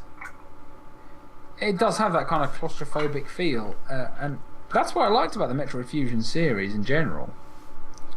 That it didn't innovate the original Metroid series, but it did take Metroid and turn it into an interesting series. It innovated the series. I mean, I love 2D Metroidvania style games. Although they're frustrating as hell when you go, where the fuck do I go? I've done all those rooms. Oh, there's a door somewhere that only takes rockets, where before I, at the time, only had bullets. You bastard. Oh, I like that. Yeah, but that's the whole point of the game. When occasionally you just go, I'm a fucking idiot. I've like wasted like half an hour jumping around like a fucking moron. Stupid. I could have just double jumped and pressed A. What the fuck am I doing? What is wrong with me as a person? Oh yeah, Metroid Prime. Yeah. Actually, yeah. Let's just clarify this. Metroid Prime was the trilogy series. Was it 2 on the GameCube, 1 on the Wii? yeah. And then they got their Master Collection, Metroid And then Prime it was. Trilogy. Then which was the one where? Sorry, the one we're talking about is Metroid Prime Fusion, or is that a separate one? No, Fusion is the Game Boy Advance game. That's just altogether its own thing. So just to clarify with regards to the comments. Got a different outfit in there. All that crap. Yeah, Metroid Great Prime had a tie-in with Metroid Fusion where you could hook up, what was it, the GBA to the GameCube, and you got like an extra suit. Yeah. The Fusion armor, I think that's what it was, right? Yeah. The only time I ever connected my Game Boy Advance to my GameCube was for Wind Waker with the tingle. I didn't even do that. I only did it for Final Fantasy Crystal Chronicles, and that wasn't worth it. Crystal Chronicles. That was such a disappointment. Yeah. I was so hoping for it to be awesome. Chocobo Tales was pretty good, right? Although speaking of which, a game that I know that the developers are going through Kickstarter. I don't know. I think they've done Kickstarter now. But have you guys played Sanity's Requiem? I knew you were going there. Yes, thank you. Game is amazing. I haven't heard of it. To you younger chaps, have you played Sanity's Requiem? Out the bathroom. Eternal Darkness. No. I've never heard of it. You never heard it? Get it. Unplugging Sam, the emulate network, it. sleep. Play it. It's amazing. What's it called? Eternal Darkness, Sanity's Requiem. Oh, Eternal Darkness. I've been Wait. meaning to get that. Is that the game that trolls you half the time? Oh yeah. Yeah. Okay, alright, okay. It'll It's just like, your machine has died. Please press this button to continue. Okay. It fucks with your head in an amazing way.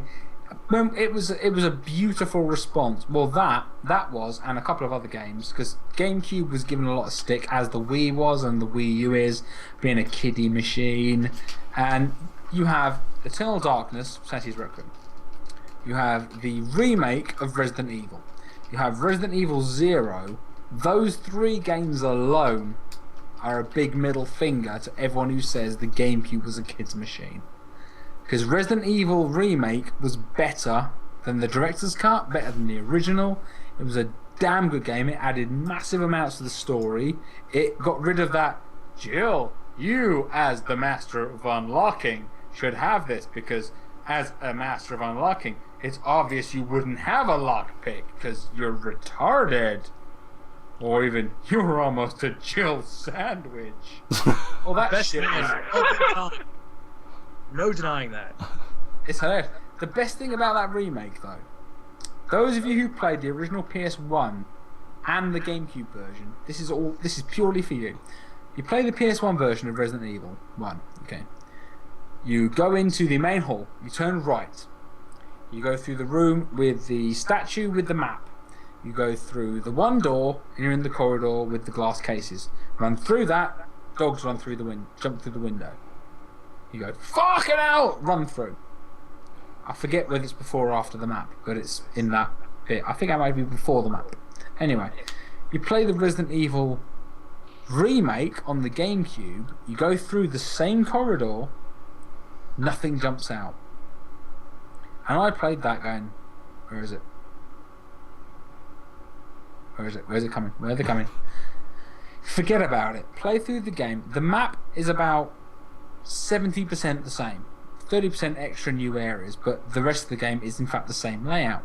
You go back through the corridor, the other way, then the fucking dogs jump out, and I went, ah! Because when I was like 14 and first played it, I was scared shitless. And then playing it again, where I was like, oh, this corridor, they've taken the dogs out. Shit! You've come out the other way of the game. Your first time playing through it, did you play it on anything above easy difficulty? Mm-hmm. Crimson Heads? Oh, those Crimson Heads are motherfuckers. They're evil. That was, again, the greatest addition to the... Why did they not include that? That's what I loved about the backtracking style, Metroidvania-esque style of Resident Evil. When you kill the zombie in Resident Evil, those of you who don't know, you played Resident Evil in the GameCube version, you kill a zombie, you get about a third of the way through the game, those zombies come back as Crimson Heads. Those Crimson Heads have massively long claws, and they sprint. Like, 28 days later start sprint, and like, slash at you. So, the less zombies you kill, the more ammo you retain, the easier it is to play the game. So it's geared exactly to avoiding the zombies. Sometimes, of course, when a zombie grabs your ankle and bites you, because there's some way you just can't kill the bastards. There are some of them where they'll just... And sometimes Crimson Heads will just appear, and you have a boss battle against a Crimson Head in... Is it George... I think it would be George Trevor's tomb, I think, but there's a Crimson Head boss battle. Are you talking about Lisa? No, not Lisa Trevor, but there's a tomb where you fight a Crimson Head where you can't not fight a Crimson Head. Okay, yeah, I know what you're talking about, yeah. It might be George Trevor's tomb, but there's Lisa Trevor as well, who's a great addition to the game. Brilliant addition to the game. That GameCube version is, to me, it's the definitive Resident Evil 1. It's brilliant. It's so damn good. It's one of the few times when a remake is actually better and surpasses its original, like, tenfold. Yep, it's like Gun's version of Word Up. It's a better version, in my opinion, anyway. It's damn good. And for those of you who, if you haven't got a GameCube and you've got an emulator, just get the GameCube version of Resident Evil 1 remake. It's damn good. It's a shame they didn't do that with the other games. They don't have enough backtracking, and to have that kind of strategic, waste your bullets on the zombies now, that's all well and good. You're going to need your rockets later against these sprinting, angry motherfuckers who'll kill you in one... Like in the same way the hunters do. That if you don't kill them straight away, they're just going to chomp your ass. Yeah, I'm glad to see the points are absolutely in collusion there. The remake is far better. Yeah, except for the hilarious moments, yeah. It doesn't have the ridiculous voiceover. You're almost a Jill sandwich. What a mansion! You go, my god, you were nearly crushed by that root. It's like, dude, that guy nearly fucking killed you. Oh my god, like surfer dudes really high on meth. That was fucking awesome, dude. It was like your hand nearly got fucking chopped off by the guy, and then you were like running, you're like, ah! And then like we all had heart attacks and we were shot. Oh my god, that was such a good night. It turned into Point Break. Resident Evil Point Break. Ah! Yeah. What was the Resident Evil with, like? It was like you had to fight in a boss battle with an elephant. Oh, that was Outbreak, wasn't it? Outbreak Fall 2. There was an elephant and there was giant spiders in that game. Giant spiders would have been one, Code Veronica, but I think the giant elephant. Here in the comments, Outbreak 2. Outbreak 2. Thank you. Yeah, Outbreak 2. That's consensus. Anyone else? I'm pretty sure that was Outbreak Fall 2 on the PS2. One of the characters had the power of playing dead, which is the best thing to do in a zombie apocalypse. Just to be like, I'm dead. Please leave me alone. Just falls over like one of them Toy Story dolls when the humans in the room. Yeah. Yeah, fair point. They need to remake. Yeah, they do need to remake the episode. I mean, they did. It was called Left 4 Dead, but it. Left 4 Dead is pretty much Outbreak. But I would like to see. I mean, I'd like to see just, you know, I mean, Capcom said they'd return to horror if Revelations sold well, but then they looked at the interest in Evil Within and how well Outbreak sold, and what was it? The Last of Us, and they were like, "Oh, we can make a horror game now." Oh, can you now, Capcom? They have the worst way of like trying to measure the market. Like, I know people who are just sitting behind like desk jobs who can measure the market better than Capcom ever could. Just why? Why are they so bad at this? Emotion. Well, here's a good question then. Moving on to an article I don't have listed here. Peter Molyneux, my bestest friend, who stole my data for his PAX video. He didn't mention me, the motherfucker, but he did actually take all my criticisms and genuinely, Peter Molyneux took my video where I told everyone why I think he sucks. He took those points and admitted to them in PAX. 22 Cans sent me an email saying, "You don't mind if I use your video information, do you?" He came back. The video where he was like, "Yeah, I was shit at this and I don't know how to code and blah blah blah." That was all from the video where I slagged him off. Genuinely, they sent me an email going, "Do you mind if we use your video?" Oh, that's fine. Didn't use the video, but they used the information in the video. Him to basically go, "Yeah, I steal information and I'm shit at coding." But I am Peter Molyneux, and I double click on this terrain to make it move. By goddess. Oh, Jesus Christ. Oh, Peter Molyneux. Anyway, Peter Molyneux. His comment was that the $1 billion worth of sales for Grand Theft Auto 5 was not impressive. Yeah. Now, I know it's fair to point out that Rockstar spent nearly $300 million developing this game. That is 3 times. Now, GTA 4 was on par with Tomb Raider as the most expensive current gen game there's ever been. Okay, at $100 million. This one, I think it's $260 million. His words were, that is the sales of $1 billion is not impressive.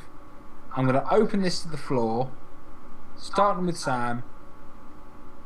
Do you think that's impressive? $1 billion in 3 days? Yes. I mean, it's one of the most grossing properties, entertainment properties in, isn't it? Didn't it reach in 3 days? So in history. Yes, it actually sold in the first day. It sold almost 4 times that Black Ops 2 sold in one day. And then it beat like movies as well. It beat the Avengers. It beat. To be fair, though, so did Black Ops 2. That's true. Black Ops 2 sold. I think its first day sales were 200 and something million. And his games have never made anything close to that.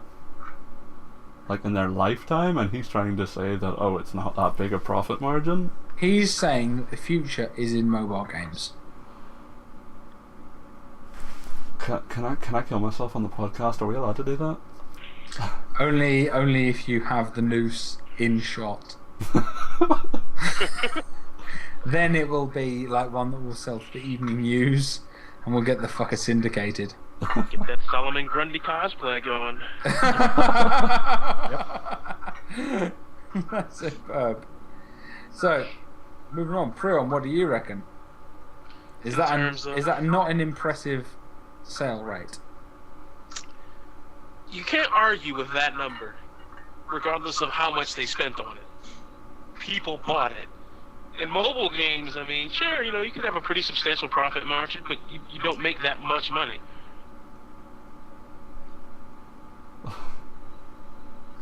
I get mobile game that has made $1 billion. I mean, I get they could argue that as a concept, Angry Birds is, as a proportion of its R&D, is the most successful video game probably ever made. I don't think there's any statistics or figures that will disprove that opinion. That Angry Birds has got the greatest return on investment of any video game ever made. I mean, they merchandise everything. Yeah. You can buy plushies, you can get t-shirts, you can get everything. You can get condoms as well. But the game itself, isn't it something like 1 billion copies of the game been downloaded? Mm-hmm. I wouldn't be surprised. I mean, if anyone... Well, they have like 100 different versions of the game. Yeah, but I mean, have any of you guys seen the statistics? Because I believe it's been 1 billion copies. That could be 1 billion copies of any perturbation of Angry Birds, but still, that is still the most successful and prolific game there's ever been. Whether you believe Angry Birds is an acceptable core game, I don't think it's a core game, but it is certainly a successful game. Why the fuck there's going to be a movie, I don't know. Wait, there's going to be a movie? I heard there's going to be a movie. Oh god. I will go leap off the biggest cliff Evil on how to green Kickstarter for it. pigs stole my eggs. I'll throw my children at them.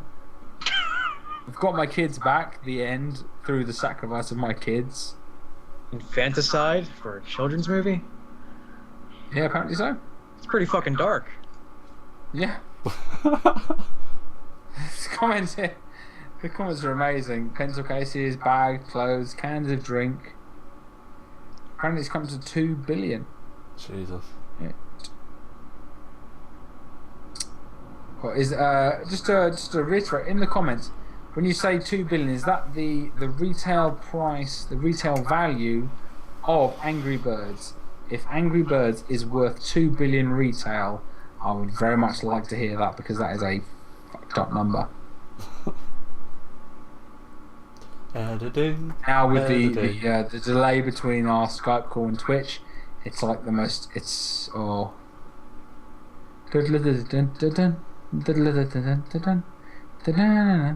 collective downloads. As in collective. There we go. Collective downloads, 2 billion. Jesus. Now, of course, a number of that will be repeated handhelds. Yeah. That is still, no matter how you slice it. Let's say, for the sake of argument, every 1 in 2 downloads was a repeat download. That still means 1/7 of the population of the world has played Angry Birds. Jesus.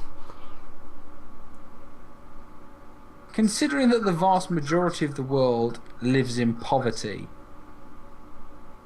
I mean, let's face it, anyone who can be watching this podcast or being on this podcast, we're in the top 10% of the planet.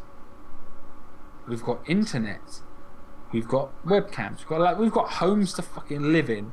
We're not in mud huts, we're not in tents, we're not living in refugee camps. We are the very lucky minority of the planet. If 2 billion copies of that game's been downloaded, even if I copied it, even if I personally and everyone else downloaded it twice, if you want to have 2 phones or 2 separate phones and downloaded that, fuck me, that is a huge amount of, like, GTA doesn't touch that.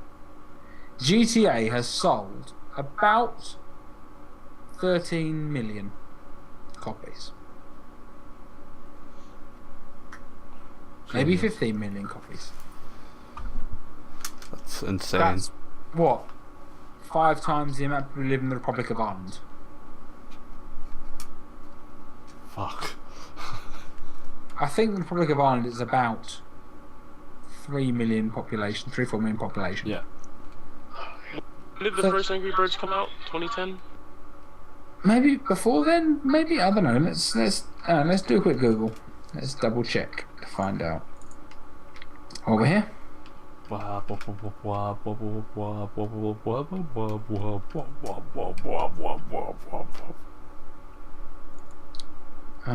it's the official page. I'm gonna go to the official page. It's full of bullshit. Wikipedia. That'll have facts. 2009. December 2009. So yeah, 2010 that'll do.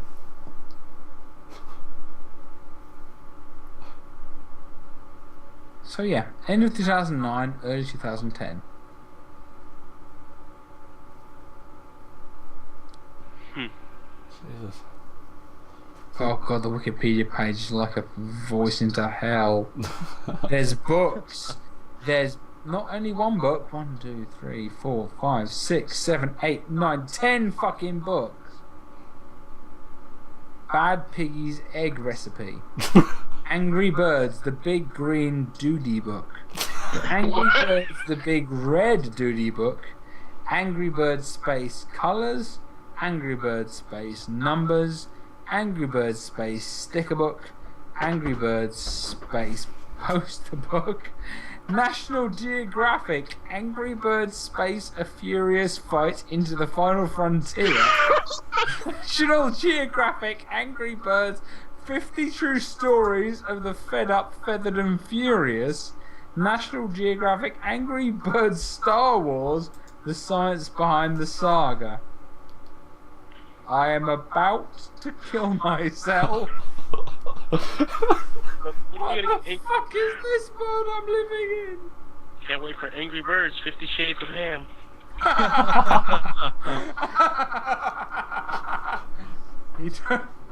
He took my chops. George is fucking earlier. Take it to me, Victor. I'm a filthy pig faggot. Ah! He threw his gigantic birds at my face. He chucked his eggs at my nest. Oh, God, what the fuck? Structural integrity of the house could not withstand the might. Oh god. Well, we're on the 3 hour. We're on the 3 hour mark now, guys. I think it's probably time we should wrap up. It's probably a fair time. Yeah. I think it's been a damn good conversation, to be honest. Yeah, absolutely. Anyway. You want to do your outro, Chris? Yeah, it's time to be done. Yeah. So, thanks a lot, Sam, for your input tonight. Thanks very much. I'm happy to be on as always. I've got nothing to plug because I'm not doing anything lately. Cheers, Black Everyone. It's been great to have you here. It's been great to be here, minus the flu. Good times. Yeah, and Expression Wars, yeah, thanks very much for coming along. It's been fantastic. Ending a note on Angry Birds. Have a good day, stream chat. Yeah. And everybody, thanks for watching. Catch you guys later.